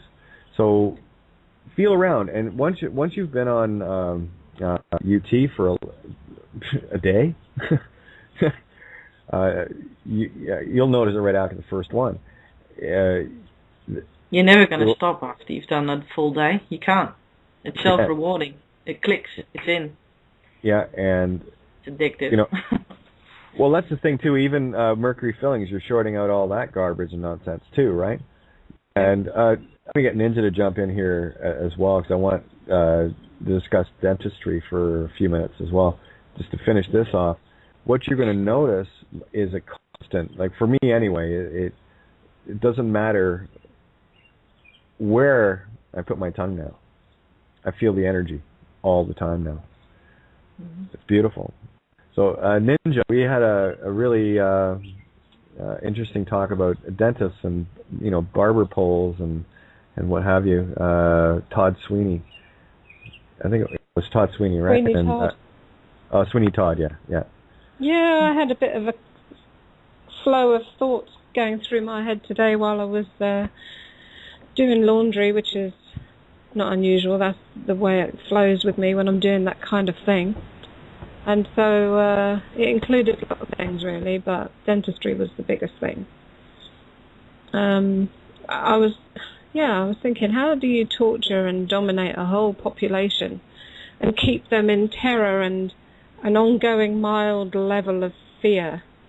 Well, you can do that, and you also can keep them coming back to you regularly, and you can do that and get them to pay you for it. And the constant level of low-lying fear is the expense of your invoices.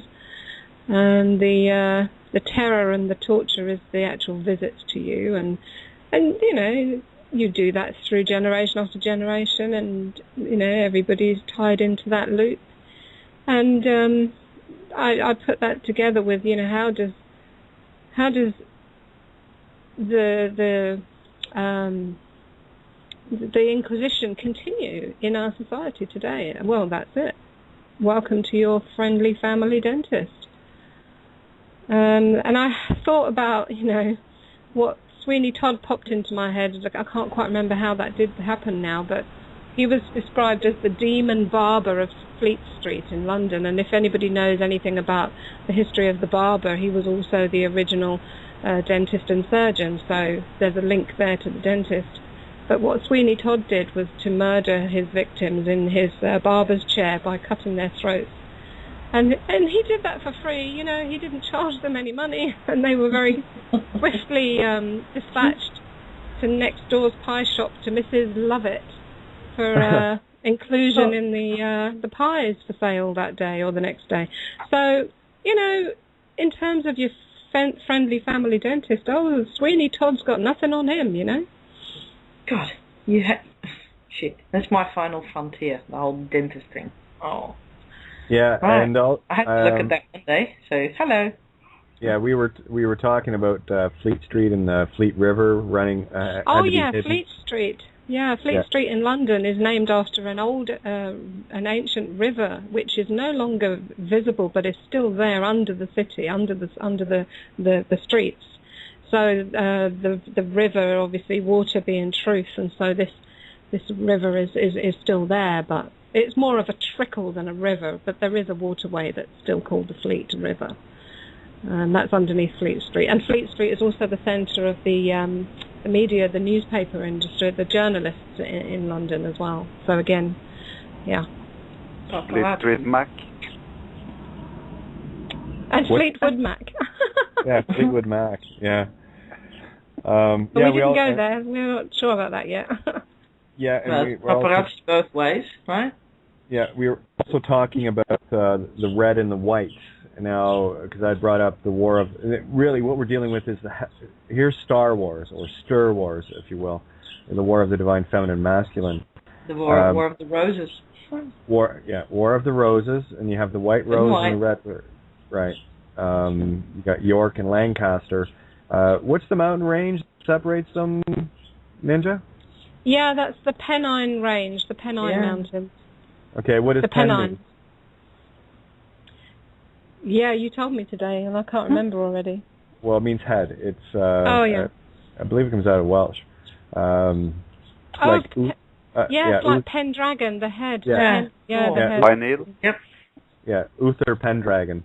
Now, and of course, you have Pen, which is the head or heaven heaved up, right?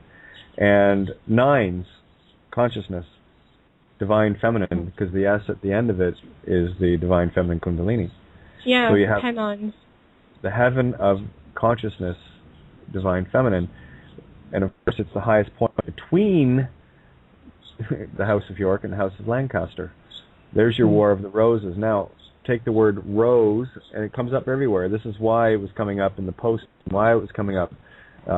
What's the name of the church in Scotland? I know. Yeah, no. I know which one you mean. Rose, Kirk. It has rose in it, but here's the joy of what rose is. Kirkrow. What's that? Kirkrow? No, it's okay. It could be Rosemary, St. Rosemary or something. Anyway, but rose as a word is, here we go, two of them, R-O--S-E, right? Let's use the Greek way of saying it. Greek and Latin, ro and se, okay? Ro, spirit breath, se of himself, herself, itself. So what it is, when you're talking of the rose, like the Rhodes child and the Rockefellers, right? Change the spellings up, change the sounds. Don't follow the rules. No. Okay. Yeah. It's Roslyn Chapel. Yeah, that's it. So, Rosalind, right? Ro. There's the spirit breath again. So, and it's always got... Look at the focus on the roses in royalty. Mm-hmm. Now, what happened to the carnation, right? See, carnation to me is a divine feminine. So it's more allegory. What do we? Instead of looking at things literally, it's looking at them. What is the story that's trying to be told beyond?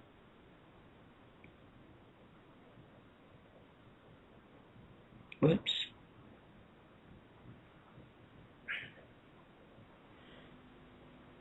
Yeah, interesting, huh? Kate gets bumped when we start talking about Roslyn Chapel in Scotland. That's weird.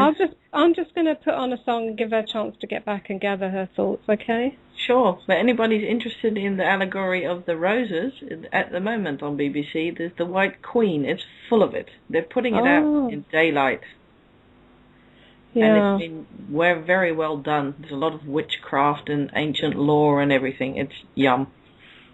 So, you know, after the Oslo bombing, 22nd of July, the Prime Minister held a ceremony where all the people, they got a rose each, and then they stood there waving the rose over their head. And if you Google, you have under the rose, it means deception. It's it's an old the yellow rose especially, trickery, mastery, deception. So Sub Rosa, if you Google Sub, S-U-B, Rosa, then you will find it. Cool. Check that out. So, yeah, it's been an interesting day with one thing and another, and yeah, the dots are everywhere. Yeah. I'll tell you how it started with me today, actually. I got something through the post, just a free magazine thing that arrived, and I happened to flick through it and saw a picture of lots of Swiss flags and some kind of brass marching band thing, and I thought, oh, we've been talking about Switzerland a lot lately, haven't we? And so that caught my eye, the Swiss flags everywhere. But it was in a village in Holland, these Swiss flags, and this band, and it was in the local thing, and I thought, oh, that's interesting. And Hi, honey, I'm home. the name of the group that was doing this performance that was photographed was something to do with William Tell. Okay. And it hit me, will them tell, will tell you. Yeah, we'll tell you, we'll show you everything, you know. So and that took me onto the Red Cross Switzerland thing. It took me onto the barber stripes, the spiral red and white stripes, the barber symbol, you know, and then and it went on to the Sweeney Todd thing, and that's how it ended up back to the dentist thing. So how about the arrow through the apple? Yeah, it goes back to the red and white stop sign as well. Yeah. We have to. Welcome back. yeah, and we have also the Red Cross is an octagon, right? This is all about that whole stopping symbol, right? I just want to do a little shout out here as well. I just got your message there, Sue. You're more than welcome for the ad, and glad that you are listening. And I got to say, everyone that's tuning in, especially in the last 2 or 3 weeks, you guys are getting the creme de la creme of countless hours and literal years of research that is finally coming to the point where the illusions are falling in rapid fashion. Once we begin to see the allegories, and I got to be like right, blunt about this. I don't know how I missed it this long. Even listening like Donahue and the allegories, and Santo and the allegories of the Bible, and writing songs, metaphors and allegories, and it was like I was too close to the forest and the trees, carrying all the firewood. So I decided to set the firewood down so I could actually see it for a change. But we are in realms right now that we have not been in for a very long time. And this is one of the things, too. Don't ever consider me a teacher. Don't ever consider me anything but a part of you. You see, because everything that we're finding and everything that we're sharing across these tables that we sit at, this beautiful table, huge round table, are all things that we already knew and just forgotten. That's why when I ask for people to come into the show, I need to be reminded of some things as well. And that's how we do this. This is the joy of sitting across the table in complete neutrality. We're sitting across, there's no preconceived notions, no one's trying to, I'm smarter and better and all. No. There's none of that shit at this table. All right, you want that, head off to some other, fear porn, truther, radio, whatever. And don't get me wrong, because I'll show you the good side of someone like Alex Jones. He's bringing all these stories out, but they're allegories. Problem is, they're not being displayed as that. They're being displayed as literals. But the truth is, everything that you look at, there, is both fear porn and truth porn at the same time. He's handing us toys. Yep. But for someone else, it's a bomb. Exactly. One man's treasure is another man's garbage, and that's exactly how it works. So always keep in mind the allegories. Don't look at it literally. Yeah, see what it is for sure, but remember, you're dealing in the past. You're looking at what was, not what is. The only thing that can be created is from within you, and you have to get out of this time illusion by closing your eyes, shutting up, and getting deep. Spend a little time with you. Once you get there and you can see your little dragonfly, well, with me, I'm a dragonfly. It's beautiful. was it you, Bindi, that mentioned it? Yeah, B? Yes. Yeah. Yeah, we all have our natural callings, and isn't it funny that, I've always had this fascination with dragonflies my whole life, and I got one on my back and a tattoo, right? So, and lo and behold, and I got to see it for the first time 2 days ago, where it really, I could see me, it was beautiful. It was this stunning little gold dragonfly energy. It was just incredible. It was beautiful. Anyway, sorry. It was neat. It's like when you start finding parts of you that you haven't seen for a very long time, it's quite something. And who else likes dragonflies? Hello? I love them. Absolutely. They are good to have around. Taking insects. Yeah. Yeah, did you guys get the concept of mirroring the doubts? Mirroring I what? did, for sure. Yeah, the doubts. Doubt fire. Yeah. Yeah, plant your own doubts and watch you negate them. It's great. Oh, we have Colleen. Hey. Colleen, how are you? Hello, everyone. I love dragonflies, too. I have a big collection of dragonflies. Nice. When you had said about the rose and the chapel, and I remembered the Rosalind Chapel from different readings and also from the Da Vinci Code. And I just looked up rose. I use rose a lot in clearing energy, and I actually find it very powerful and very able to clear negative energies. Yeah, you just triggered a rose by any other name is still a rose with me. A spirit breath of the divine feminine by any other name is still that. So we get to choose. See, it's all there. I mean, Sir Francis Bacon, a.k.a. William Shakespeare, a.k.a. Christopher Marlowe, secret agent, are all the same being. It's all encoded. And my favorite perfume is rose. Is rose, yes. I won't name which brand it is, but it's a commercial one, but it's beautiful and I love it. Right on. Well, I make my own with essential oils, and I love the Rose Otto with sandalwood. It's nice. It's heavenly, yes.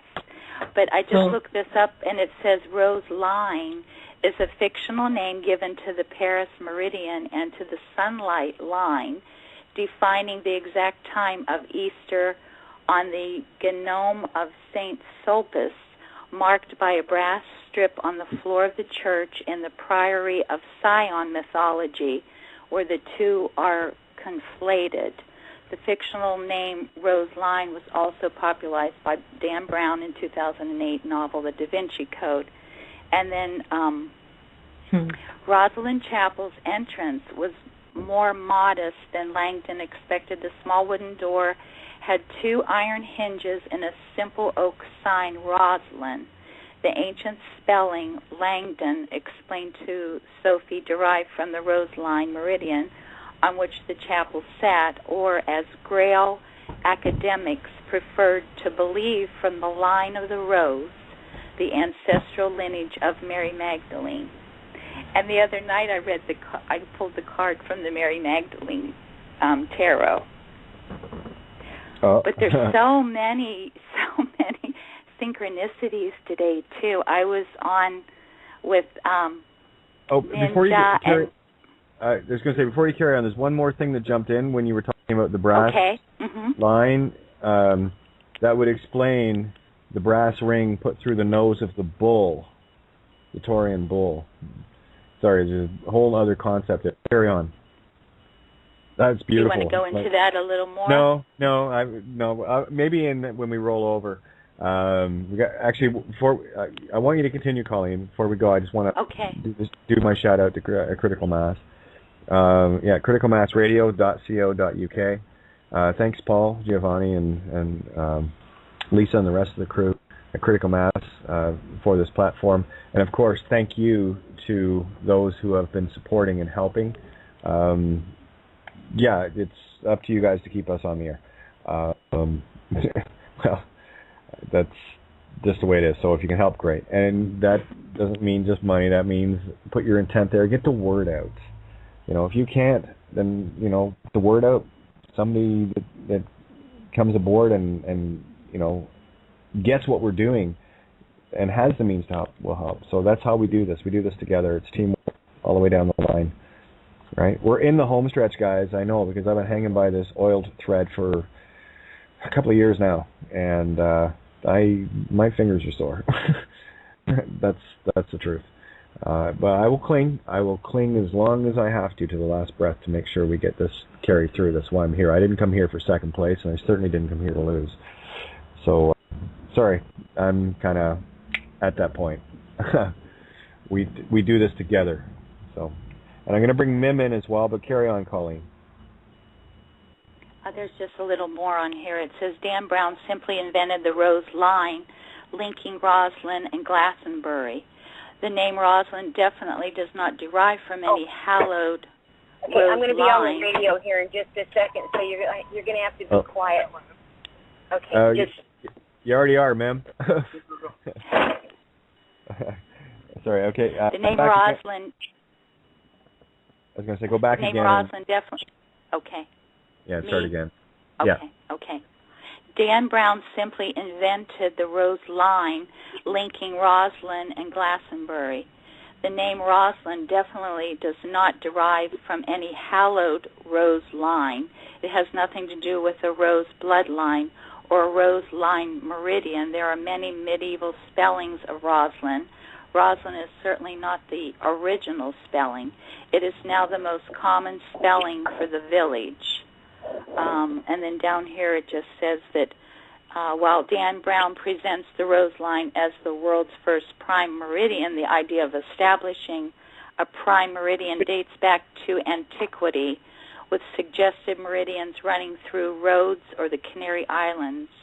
When Greenwich was adopted as the universal zero longitude in 1884, it had at least 9 rivals beside Paris, and those rivals were Berlin, Cadiz, Copenhagen, Lisbon, Rio, Rome, St. Petersburg, Stockholm, and Tokyo. Imagine that. Nothing like gridding the planet, eh? Yes. Oops, but earlier today... Go ahead. Did we catch them? Go ahead, whoever was jumping in.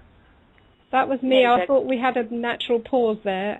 I just realised that on the subject of the rose and roses, what the statues and other images of the Virgin Mary have at the feet?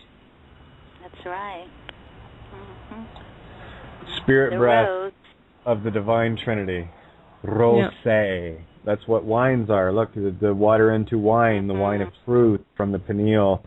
And a nice balanced red and white is called rosé. Rosé. Rosé. How about rosé beads? Rose beads. The rosary. Yeah. The rosary. Yeah. Same energy. Okay. That's brilliant power.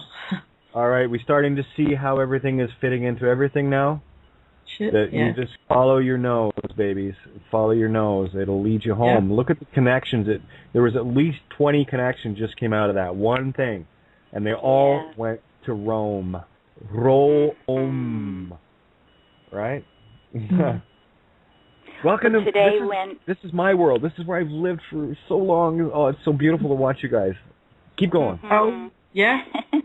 I know. But today when I joined Ninja and Bindi and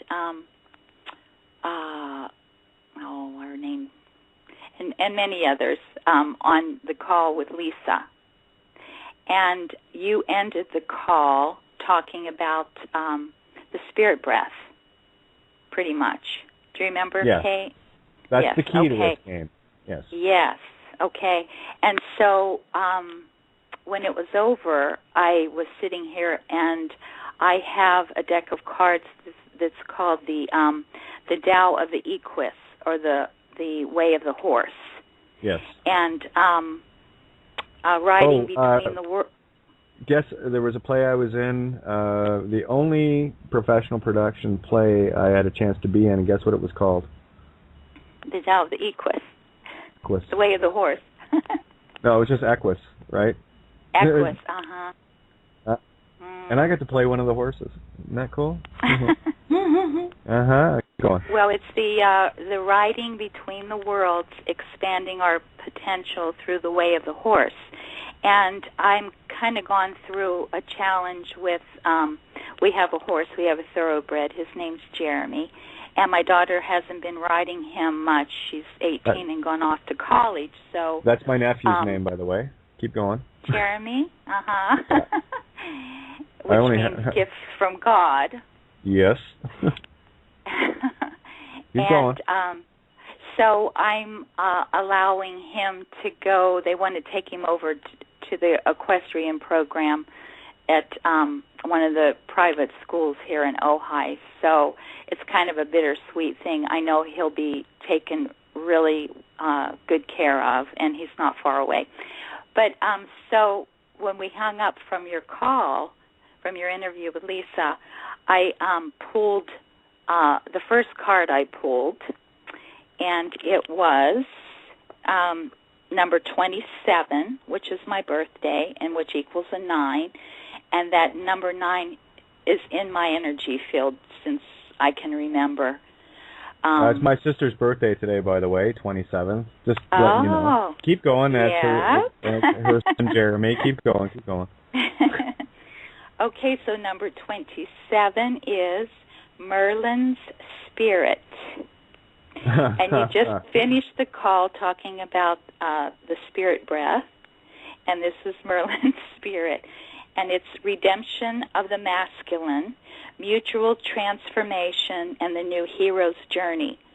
And the picture is 2 stallions at the top of the hill with their noses together, standing on a pile of rocks. And it says, 2 stallions, father and son, meet on common ground. The heart between them gathers strength as they share the breath of life. Hope springs from the depths of an ancient wound, causing even the stones to weep. The gift, the power, and gentleness find a new way to coexist, balance, and finally heal the immense injustices perpetrated by and on the masculine body, mind, and spirit. The challenge: true masculinity has been twisted, tortured, and betrayed by a culture of conquest and consumerism. It's hard to fathom what a peaceful, healthy form of virility might look like. To have any hope of changing the world, men and women must re-evaluate and re-socialize the active masculine principle within their own families and their own psyches, a task requiring significant soul-searching and imagination.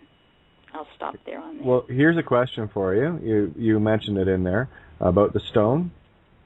Yes. What was the line again? I'm going to show you something really neat. It says, hope springs from the depths of an ancient wound, causing even the stones to weep. Stones to weep. What that is saying, here's the allegory, what you just said there. Only by removing all of the garbage, destroying everything that is garbage, illusion, only when you do that, clear the ramp, will the stone be allowed to weep. And the stone, as Moses struck where the waters of truth came forth, is the pineal. And the waters, the weeping, the tears, are the wines that pour forth from the pineal. That's the water into wine. Okay, so just to give you how to look a little deeper into the mystical allegories, and they are everywhere.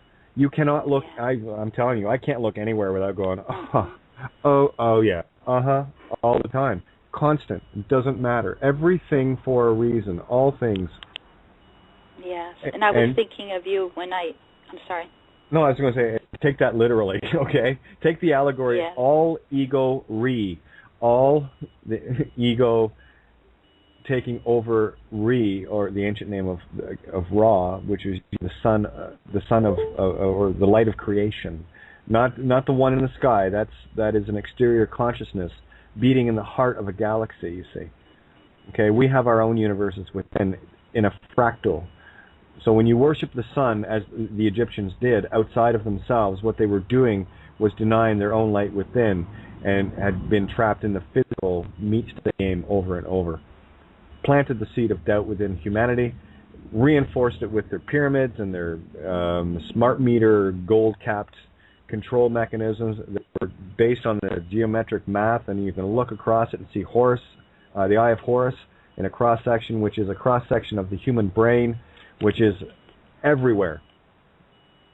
That's the thing. When you start seeing the fractal nature of the as above, so below, you will see it everywhere. And it is magnificent. There's that mag again, right? Yes. Yeah. And like you said, I think it was yesterday, Kate, you said about the power of attraction. It's not that. It's the power of creation. Mm-hmm. Yep. Yeah, attracting means you're after something that's already created. Yeah. So let's turn that law around to what it really is. You know, that was in the Kabbalion too, law of attraction, right? So no, that's close, but that'll keep you engulfed in the physical illusion. And I talked with MJ and Ninja last night, a little bit after the show, when the show got knocked out. And that's one of the wars this is my war of the roses inside. You see, because I'm caught between worlds in creation, knowing that I am a creator, yet I have such disdain for the trap that we're in the physical. So you see where my war is? I don't want to be tainted. I never, and we came to the conclusion, and I agreed that I can't be tainted. I know this now. I can say I'm ready for creation now. Mm-hmm. Baby steps, still baby steps, but I'm ready, and that's a big step for me. Okay, that's a really powerful. Sorry, Benny. That's a really powerful statement of why attract what's already out there instead of creating ourselves. Just to really go deep in that, because everything we see is already out there, created either by us or which is everybody else too. Yeah, what is new? So that's a deep one. Yeah. Excuse me. What is new? You knew. Yes. Yeah. See, that's why we are not learning anything new. There is nothing new under the sun. There's only under the sun. No. There is only knowing. Right? Yes. Mm-hmm. Yeah. I have to hinge on the slightly backtracking to the tongue against the roof of your mouth. So it's, there's another part to that little tool. You want me to keep going? Elaborate? Okay. Oh, please. Scorpio is pretty much about glands and the sexual region. I'm going to stick to the glands for a while yet. The rest will come later. Part of a meditation you can do. It's a tool to zap your brain into a higher state of thinking, as well as the left and right gets a zap, an extra boost. When you put your tongue against the roof of your mouth on the, let's say, the happy spot, if at the same time you close your eyes, visualize a cord coming from the depth of the earth, going straight up your spine, splitting at the back of your head across both amygdalas. Do you know where they are? The amygdala? Yeah. Mm-hmm. All right. Just imagine or visualize that golden cord is splitting and goes right across the amygdala from the back to the front, slightly up to the pineal. Do that and tell me what sensation you can feel. When you're breathing, just breathe the cord up and front. One other thing I will say about the amygdala or amygdala, there's two sides of it, and when we arrive here, when we're born into these bodies, that the amygdala is think of a gas, like a gas gauge meter on a car, from full to empty. And when we get here, it is completely empty. What gets stored in there are all the negative energies. And what happens is when we have a situation of fight or freeze, there's like think of the gas gauge going from where it should be on empty, the void. What happens is it starts to rise and starts to rise, and it literally fills. So what we need to do, and this was a neat technique that we came across a couple of years ago, is what you just said, Bindi. Mm-hmm. Do this first, then do this, what you said. This is what resonated with me. What you do is you visualize little tubes. If you have to find, and you should try to look at a picture of where the amygdala is. It's like just in front of it's in the center on both sides, just in front of the reptilian brainstem, under each cortex. And what you want to do is you want to visualize like a little tube piercing into the amygdala, okay? And take all of that, think of it like a black viscous oil. Just get the visual. You're creating this because you're inside. Your eyes are closed, so you're inside. You're actually creating this. So when you put these little tubes in, what you want to do is pull them out and visualize where all of this energy came from, right? It doesn't matter. As soon as you pick your target, just give it back and do it like you're spraying it out of this tube, and just literally spray it all back to where it came from. And then get the visual of the amygdala setting, and it goes to empty again. You have to empty it. And I'm so glad you brought that up because I haven't touched on that in about 2 years. And it's critical. Just like the thymus gland that's your aging. Us? No thanks. We're gonna stop with the time thing here. So empty that first. Now you got the visualization little tubes just coming out of the side of your head spiritually, and just. I used to love, spray painting the chief and the mayor and stuff like that. Just give it all back to them. That's where it was all coming from, the courts and all the rest of it. So I just gave it back. You have a very serene feeling about it. Now, what I'm going to ask you to do again, Bindi, is go back through what you just said. Right, because I wasn't completely finished. Yes. Start it again, right from the top. Yes. Okay, the amygdala. Slight explanation, because it's part of the visualization. The amygdala is an almond-shaped gland. Just imagine 2 almonds slightly above your head, around that thick bit of your skull. There they are. They're like a switch. On top of the amygdala is like a light switch. It can go forward or backwards. When it's backwards, you're in fight or flight mode. You can feel that in your body. Everything goes tense tight, and your ego goes "Rrr." Everybody knows this point. Now, a lot of us think, but how do I flip out of that without going out of flip, Now, this is a meditation that will immediately get you out of it. Because when it's flipped backward, you're in all the programs. When you flip forward, you're into creative mode. You're into cooperational creative mode. It is not just you creating, but everybody around you goes into a more co-creative state.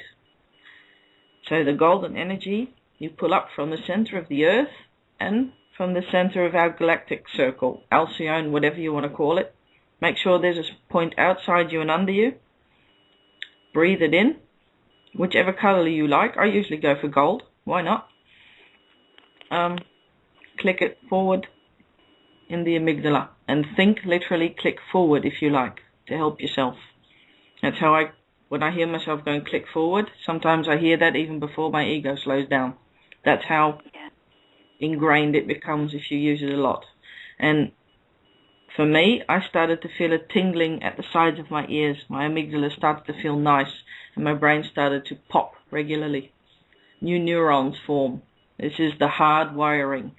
Neurons into the cooperative creative state start forming if you do this regularly, together with the tongue against the roof of your mouth and breathing through the thymus gland, actually breathing through the entire endocrine system. Breathe through it, revitalize it, and turn back the time, or just cancel time. Cancel it, yeah, neutralize it. Yep. And we have Joe in the call. How are you, Joe? Just wait for her to unmute. Hi, yeah, I was on mute. No worries, hon. How are you doing? Yeah, very good, thank you. Having a great time listening in and being stimulated by all the bellies. Mm. Yeah, we're in a good one tonight again.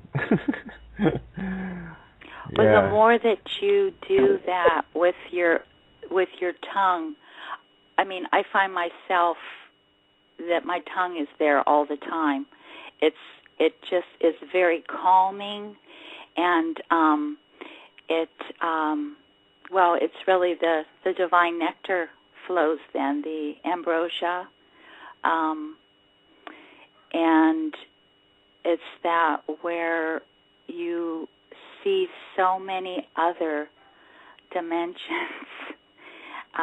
especially when I'm out in nature, and it's that whatever that is with the tongue on the roof of your mouth. I learned that years ago with a Hindu Vedic teacher and in meditation, and I would just so recommend that to everyone to just try that and see.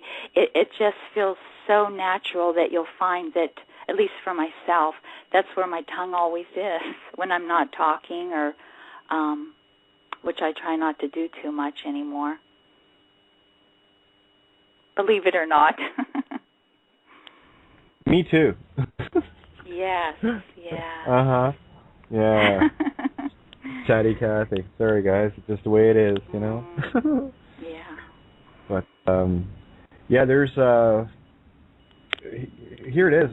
I mean, it's nights like tonight that come along, and they've been coming along a lot lately, that all this does is it keeps removing more and more doubt.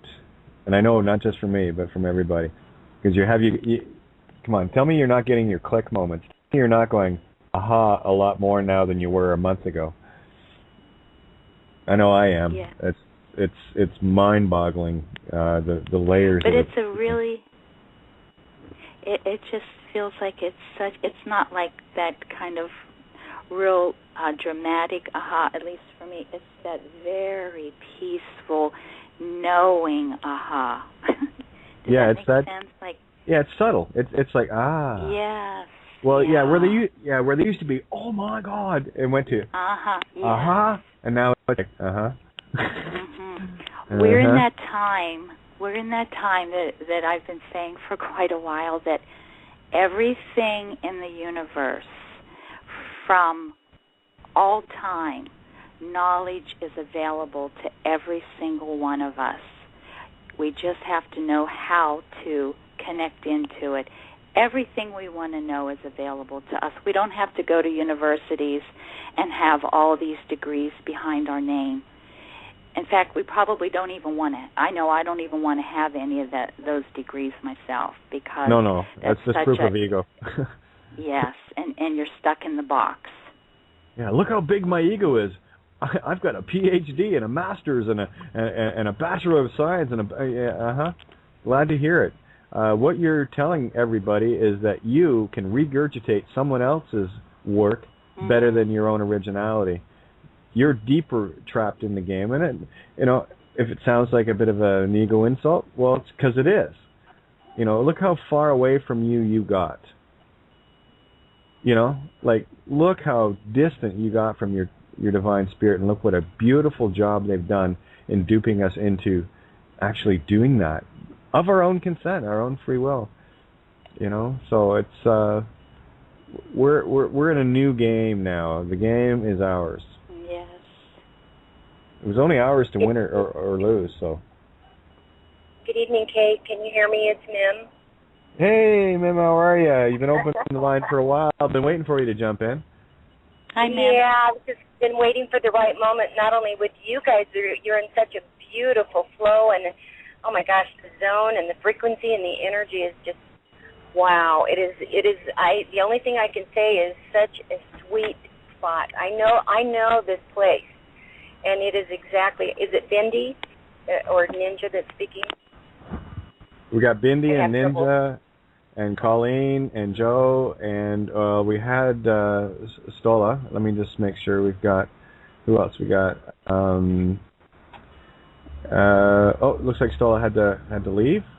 But yeah, you got the crew in here tonight. So yeah, well, I've kind of been in and out, but when I was in earlier, I wanted to jump in, and it wasn't the time. But I wanted to let you know that I was sharing with someone about orgone last night.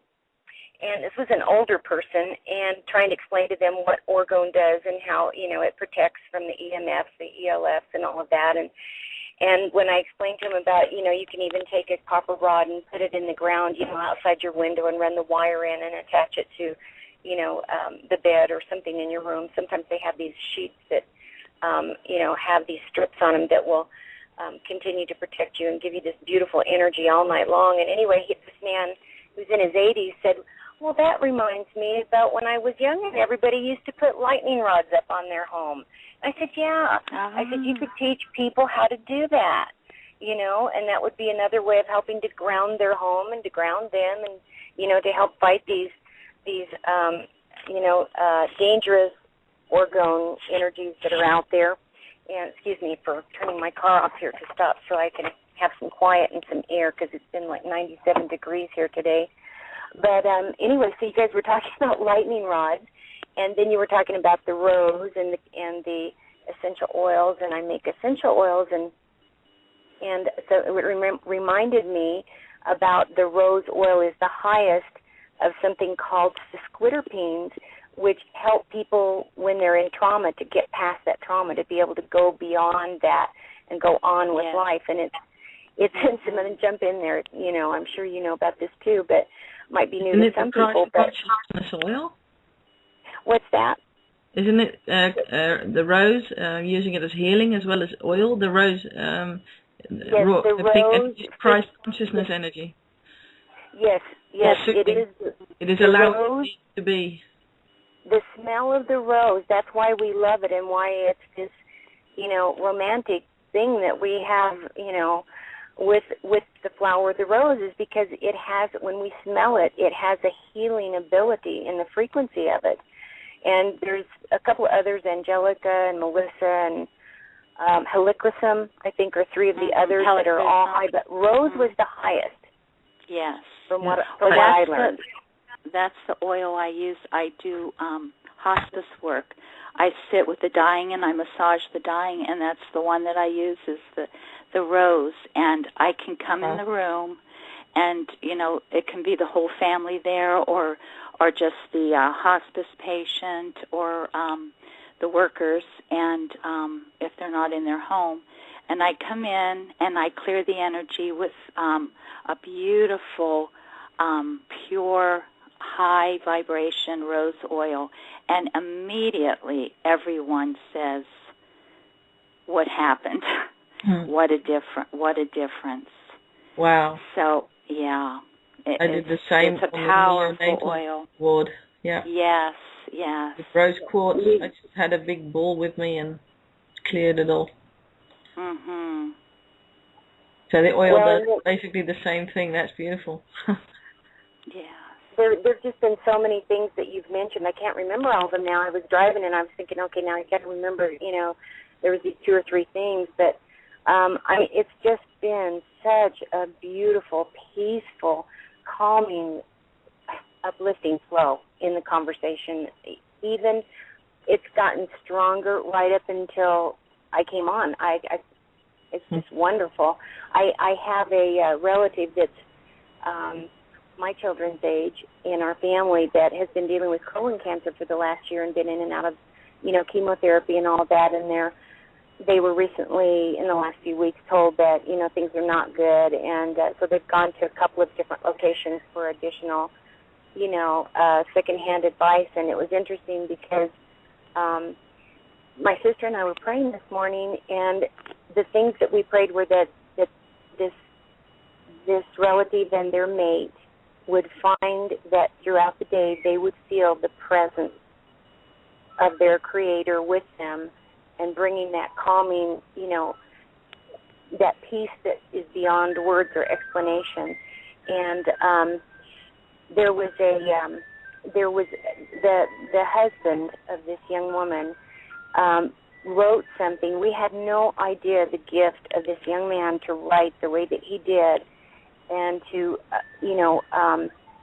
restate some experiences over the last couple of days when he's left the hospital and gone for walks. And I'm sorry, we have like a popsicle truck around here or something. Yeah, I'm paying attention to the music. It's for a reason. It's Rudolph the red-nosed reindeer. Yeah. Oh my! What's the significance of that? Yes. How many reindeer were? Hang on, guys. How many reindeer were there when you add Rudolph? With a bright red nose, no less. There's 9. What is 9 mystically? Consciousness. Yes, the divine feminine. Well, it's the sweets truck, the ice creams and the desserts. But anyway, the husband of this young woman, her husband wrote this most incredible. It was like, remember when we used to watch the Waltons and John Boy would narrate the guy that was, Oh, yeah. Remember when he would narrate the story? It was like that, and and everything he said was the stuff that we prayed for them. And I was crying and laughing at the same time. Just such incredible tears of joy of him explaining, the sequence of events that happened over the last couple of days where he received the answers to some things that he was needing. And it was just, oh my gosh. Anyway, just beautiful. And, I have to tell you, Kate, this gift of you having this ability to speak and teach and say these things that you're saying, and the way that people are coming in and flowing and bringing in their pieces, it's just, oh my gosh, it's inspirational, it's exciting, it's uplifting, but it's energizing, even while you're being calmed down and being, it's settling people down, but it's energizing them and make it, in fact, when Bindi, am I right, was explaining, or Ninja, about the hypothalamus and going through the meditation, and Kate, you were talking about imagining, that resin or that dark flow, from the amygdala. I'm telling you, I was just experiencing it, and it was just bringing such. That was one more thing. I was going to say lucidity, but the orgone that I've been making, I mean, I'm not good at this or anything, but I've done my first course, and I gave some to my mom and my sister about a week ago, and every day I've asked them, have you put it under your pillow, and are you sleeping with it, and are you noticing that you're having dreams? Today, my sister said for the first time she had a very vivid dream, and she was able to tell me all the details of it. Very cool. So there's just a lot of stuff that's happening, and it just seems like every day the frequencies are more consistent in that high, One of the things that I want to share in order for people to maintain that, and it was when you were saying about being able to share this and speak it and whatever, the only thing that resonated with me in that moment was this, and I know it's key for everybody. Only when we become, and I'm trying to, because I'm trying to analyze or whatever you want to call it, watching all these beautiful beings, other parts of me and you, all of us coming together. The only way you can have a creation is to create a void. And the only way to create a void is to completely open up. Like, that's why the note of love is C, right? C is the open void of creation. O is closed circle where the C, the note of love, just a coincidence, by the way, is open. So what? Here's the download just coming in. It's when you can open up to the unconditional love, become that note of sea. You become the sea, a wide open sea, where all ships, minds, boats, with oars, where we can all row our own ships, minds, boats, merrily. There's that merrily again, right? Mare, sea, horse, knight, mare. It's all there. My dive gear, mares, mares. Everything I've done mattered. This is why I know. This is there is no room for doubts any longer. There hasn't been for a while. There is always questioning, absolutely, because I will never be so arrogant as to say outright that there's part of ego coming in too, right? Playing it safe, but is I get caught between spirituality and egos when I'm on the air, right? And this is one of the fundamental reasons I don't like asking for help, because, and we talked about this last night, because of the perceived, what the ego perceives is, oh well, she's just doing it to make money, and she's just this and that. And I've heard it all before. I've been attacked numerous times of, you've got multiple donate buttons. No, I don't. I don't have any. And actually, the one I did have was controlled by the one that was not this station, the one I was on before. And who knows how much went in, because that was standard up. I've all the background on it, where it was anything that was coming into that station was, 1 for you, 100 for me, 2 for you, 200 for me, right? That kind of thing going on. So, and of course, that was one of the beings that came out and said I had multiple donate buttons, which I didn't have. I don't have. I actually, on my old blog page, I had one, and I actually had it disabled. Right? So anyone that wants to help me, I make it very difficult. I really do. And that is deliberate. It's like, okay, fine, if you want to help me, here's what you have to do in order to get to me. I want to take myself out of that loop altogether. So that's how adamant I am about this. Yeah, I need help. There's no question. I do. I've put it out to the universe. There's the one side of it. The other side of it is, yeah, sorry, you go ahead. No, on that vein, I have to share this before the call's over. The other card I pulled was the Messenger, and I won't go into detail about it, but it's a white horse. And I thought of you when I pulled it, the Messenger. It's a white horse with flashing purple wings. Nice. And the bottom part, it says, and I thought, for you, the gift is a higher source of wisdom, taps well springs of inspiration and energy, connecting you more deeply to your soul's purpose. And the challenge to engage with this powerful archetype, you must be willing to ask for help and embody the wisdom and power of the horse. I totally agree, and that's what we talked about last night, and that's where I finally came to terms with, and this is what, Ninja, you can back me up on this, MJ and Ninja and myself were talking, and what it can, and I had to go through it to answer for myself, and my only concern was, with me, is I don't want to ever be perceived as being tainted, and then MJ came right out and said, get tainted? Ain't going to happen. And right. I had to bow to that. I said, no, you're right, I won't. I've had many opportunities in my life where I've had the universe handed to me musically in ways that I could have, you probably might have heard of me in a whole different way, but it would have been tainted.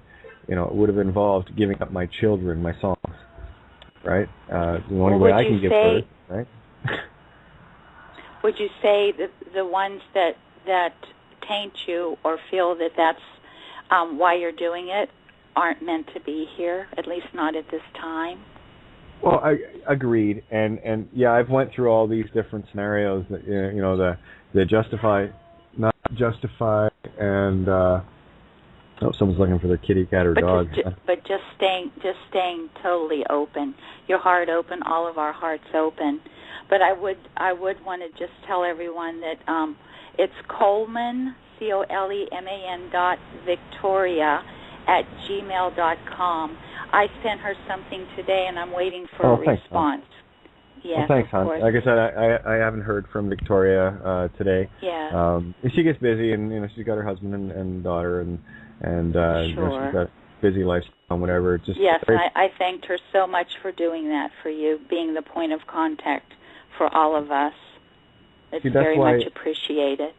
I look forward every week to my hour and a half where I can just sit and have a coffee with her and chat, right? And really, I've got Jim down a ways. He's an hour 20 minutes one way and an hour and 20 the other, right? So it doesn't matter wherever I go. I've got typically a 200-kilometer round trip to get just to go and hang out with people I know and that know me, and which is great. It's fine.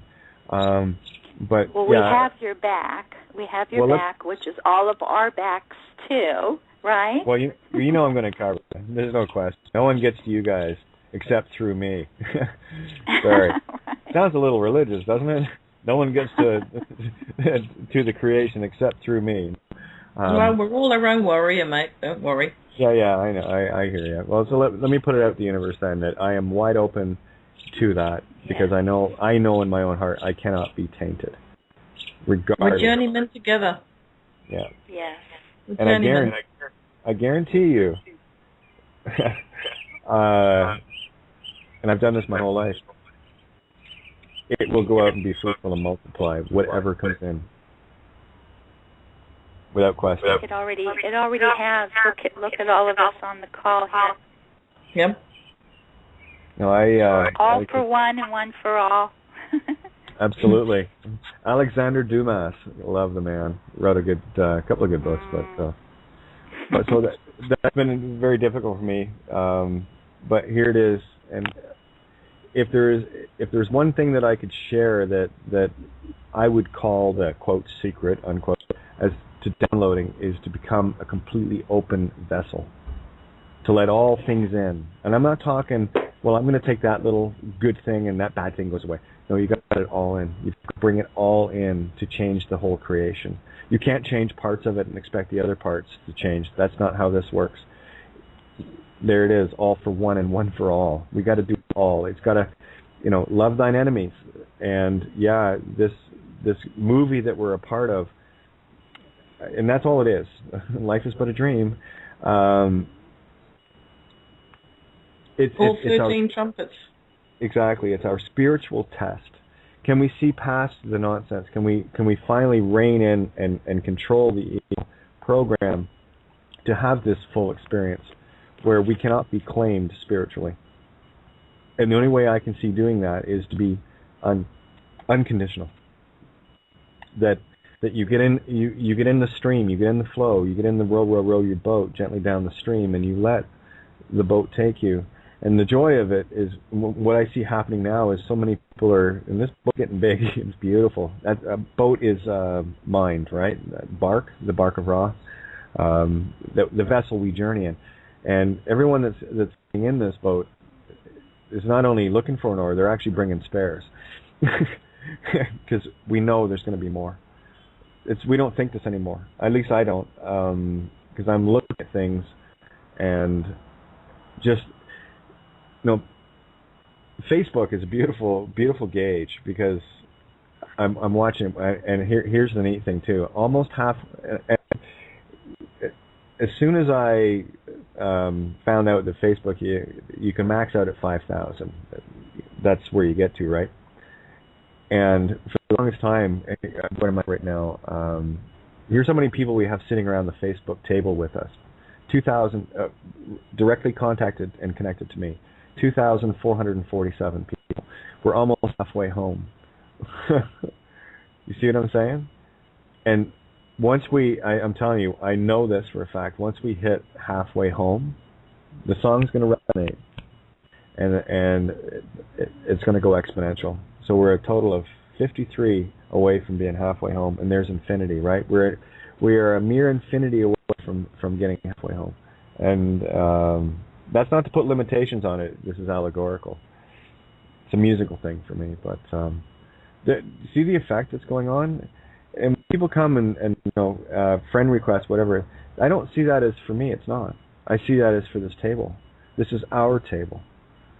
And it's you guys. You all show up and you bring the potluck truth buckets that you have found, and this table gets dressed with it. This is the dressing of the sacred spring, right?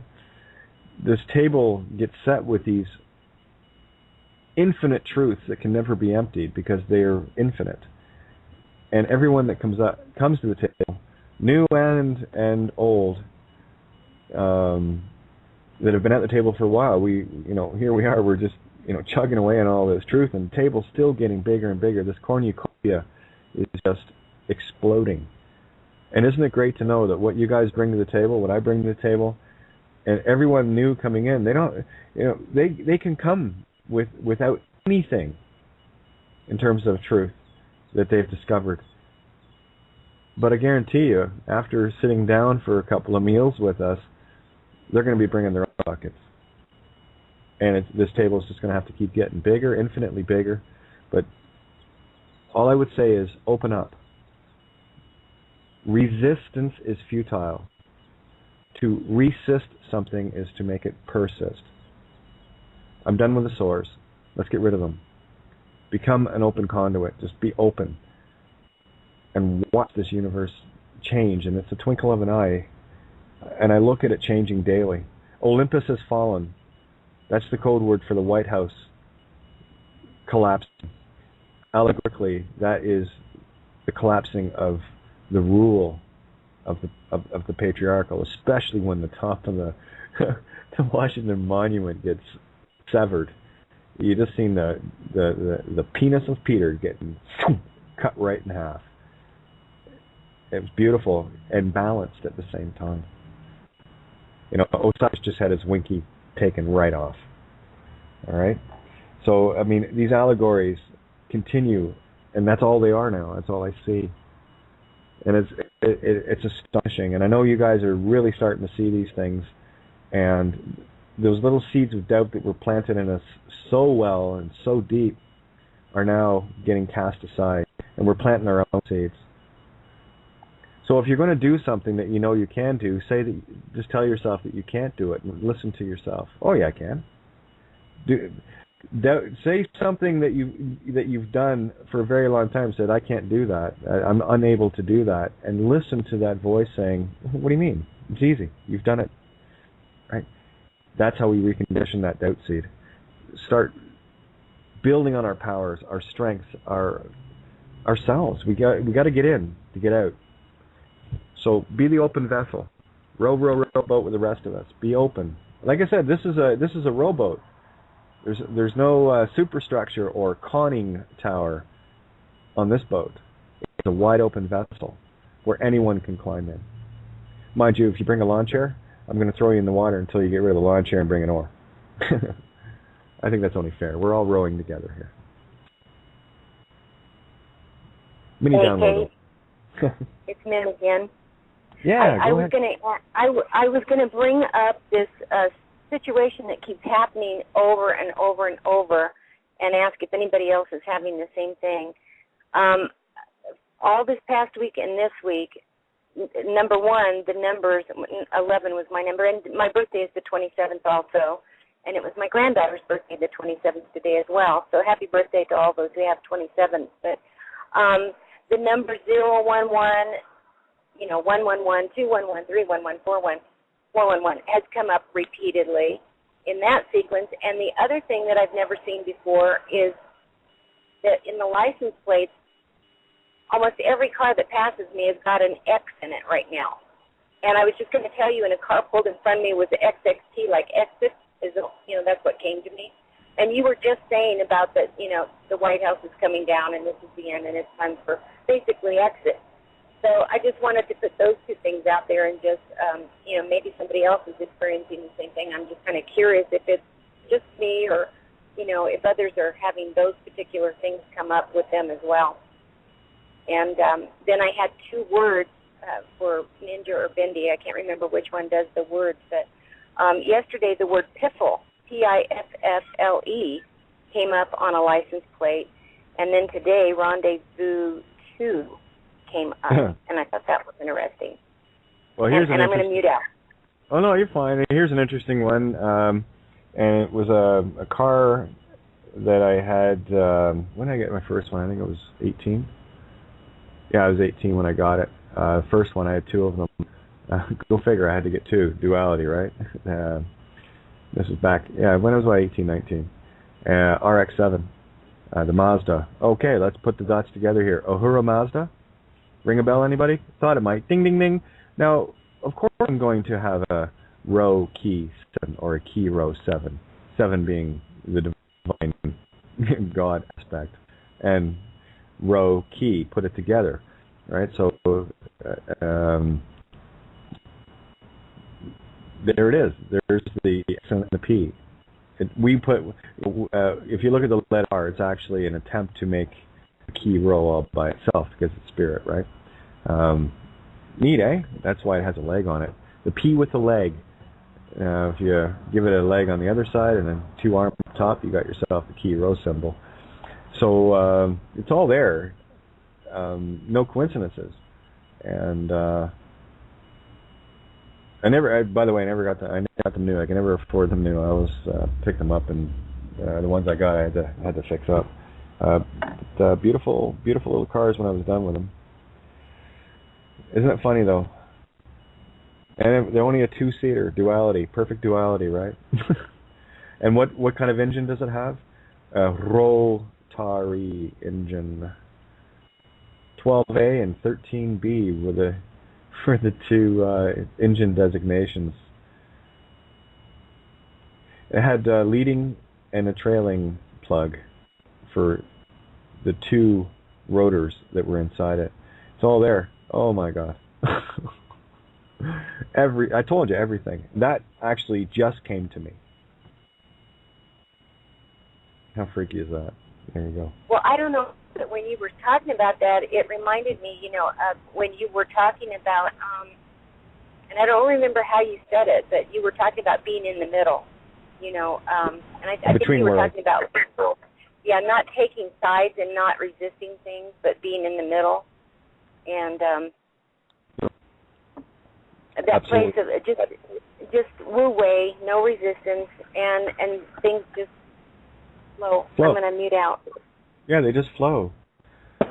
That's the thing. Oh, still May 24 weekend, isn't it? People still got fireworks going off. Lovely neighborhood. Anyway, it's about just, when you find your 0 point, when you get into that zone, go home, guys. Spend some time at home. Right? There, look at there's the H again. There's the divine trinity of the H. Om. Home. Go home. They're telling you. Home is where the heart is. That's where your creation center is. And I'm begging people to spend some time with themselves. And I said that to Ninja Member last night. I am, here I am preaching it, and I don't spend nearly enough time focusing on anything that I would desire. I'll tell you, because any zone time that I take, I'm generally listening to a Bill Donahue or a Santo or watching a movie, and certainly not watching it to be entertained. I'm looking for all the little gems that are just popping out of it. That for me is entertainment. Watching these truths going ping ping ping off the walls, right? That's way more fun than any script you can see in a movie. But spend some time with you. You're the most beautiful, important, glorious aspect in creation. I know you are, because you're me. You know what the best thing is about me being alone for a long time now? What hit me? It's a bit of ego that I just realized it. It's okay.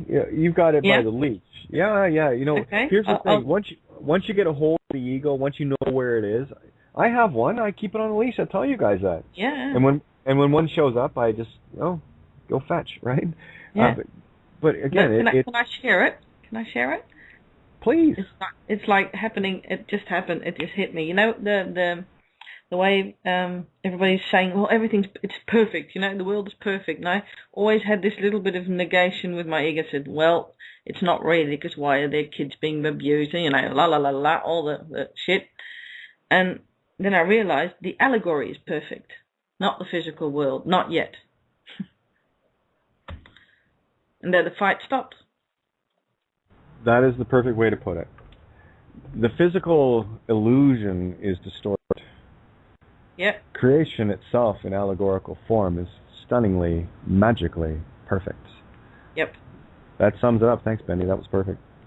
Yep, I couldn't have said that any better. It just smacked me upside the head. Thank you. This is my bonus for today. My ego just died down just that little bit more again today. Thank you.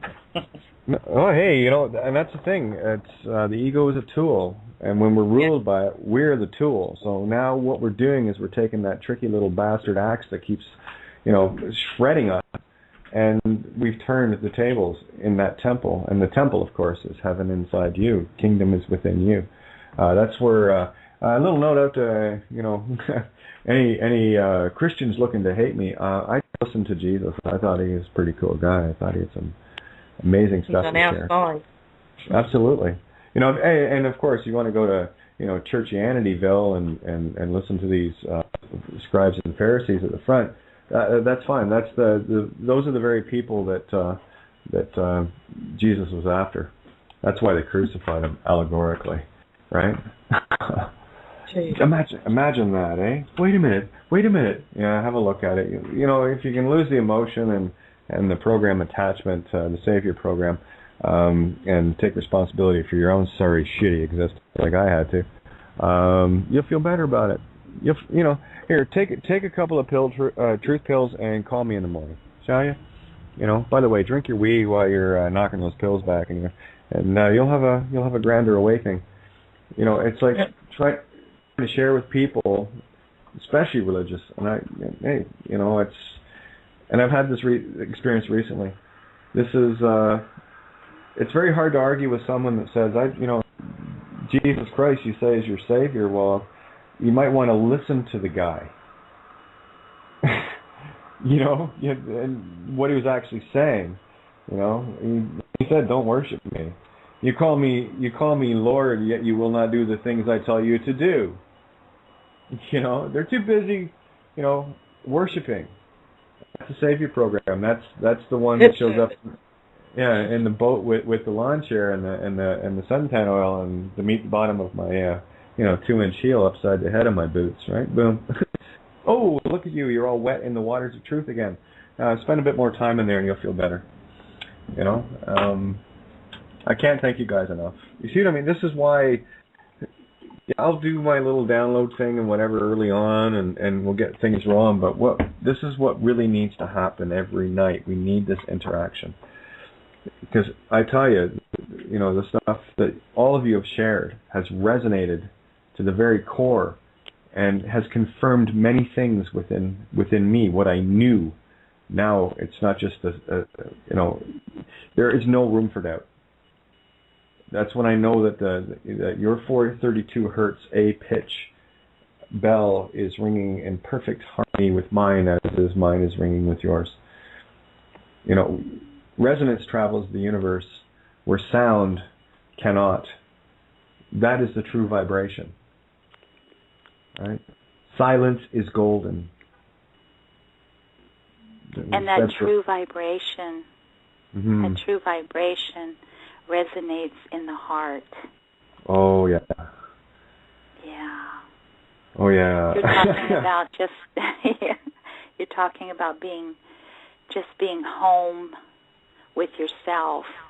And when you can really learn to be with yourself, you become in love with yourself. And our society had always taught that, that whole thing, if you love yourself, you're narcissistic, but that's where the true power is, when you learn to truly love yourself. Of course, there's those moments when this or that comes up, but to just want to be with yourself in that silence, in the peace. And I posted something last night. It was a shaman. It's on an ayahuasca trip, and the shaman is Don Juanito, and one of his quotes in this documentary was, "The only positive energy that truly exists is love, and the greatest expression of that is loving yourself." If you really get into that and you really feel that to love yourself, if you truly love yourself, then how could you not love every single other being? And there's the trick too, if but one shall awaken. Yep. And the one that learns that is the one that awakens. Yes. And it doesn't matter if it's me, it doesn't matter if it's you, but one is coming, and it's coming quickly. In fact, Kate, there's a scripture, I think it's in Zephaniah, that it talks about in that day, the day of, the dawning of this age, when the sons of light arise, it says that there will be those who will be overcoming, victorious redeemers and saviors. There will be a company of those who were like Yeshua, the masters. Well, I'm thinking if there's anywhere it's going to show up, I think we have the table set for them. So You're doing a beautiful job. Beautiful. I'm with you. I resonated exactly with what you were just saying. Yeah. It's sweet. Yeah, we have this game, and that goes without saying. Now there's no room for doubt, and we know how to plant the anti-doubt seed, planting the doubt seeds in the things that we've already accomplished. That's how we conquer that. I doubt I could drive a car. Oh, wait a minute, yeah, I can.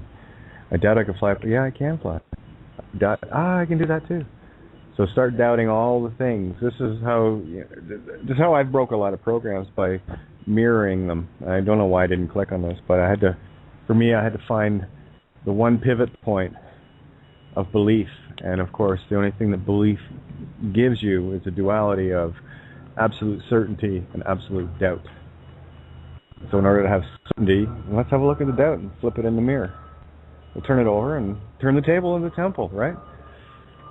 Another same allegory, but it's look how many ways it can be applied, and that is the gift for me. The gift of truth is that. So we got enough time for a tune if you guys want to finish off tonight. Yay! Just enough time. Beautiful. Yes. Thank you. Perfect. Good night, everybody. Love you. Blessings. You guys. Good night. You rock my world, and do not forget. Stola, thank you so much. I got your text, of course. I answered you. Thank you, and I'll get a hold of Victoria, and because I know she doesn't always check her email, and she's been having issues with her computers as well. So that I knew, her iPod or whatever. So any requests from you guys? We got enough time right now to play whatever you want, and probably get all the way through for a change. I don't know why what popped into my head I like a lullaby. Okay. Oh, okay. By a lullaby. What was that, Bindi? I didn't say anything. Oh, I was going to say by a lullaby. Okay, bio it is. All right, guys.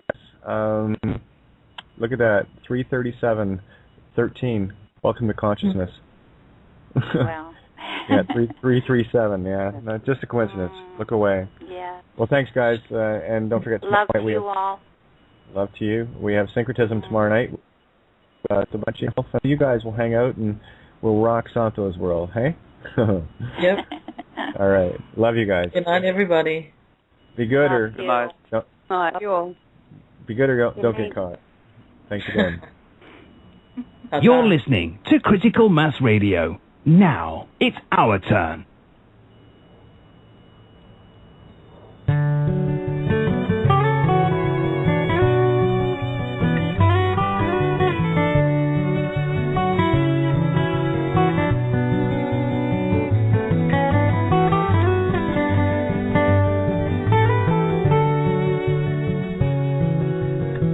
Hush now, soft softly, can't you hear? Mockingbird, she must be near. She sings her song, the bio lullaby. Misty morning, lazy sun, broken only by the river run. Mississippi River, take me in your arms. Take me in your arms for just another day. Floating by, I can clearly see Baton Rouge to eternity, New Orleans backwards into time. The Delta blues are more than song, broken dreams long lost and gone like a cotton field, laying falling by the wind. But that's the way it is, that's the way it is. Wouldn't want it any other way. Friendly smiles enough to say, yeah, it'll be alright, and I don't have to worry none. Friendly word on a passing way that makes southern sense when I'm away, and I'm just glad I'm back where I belong. I'm back where... Video provided by VerdictProductions.com.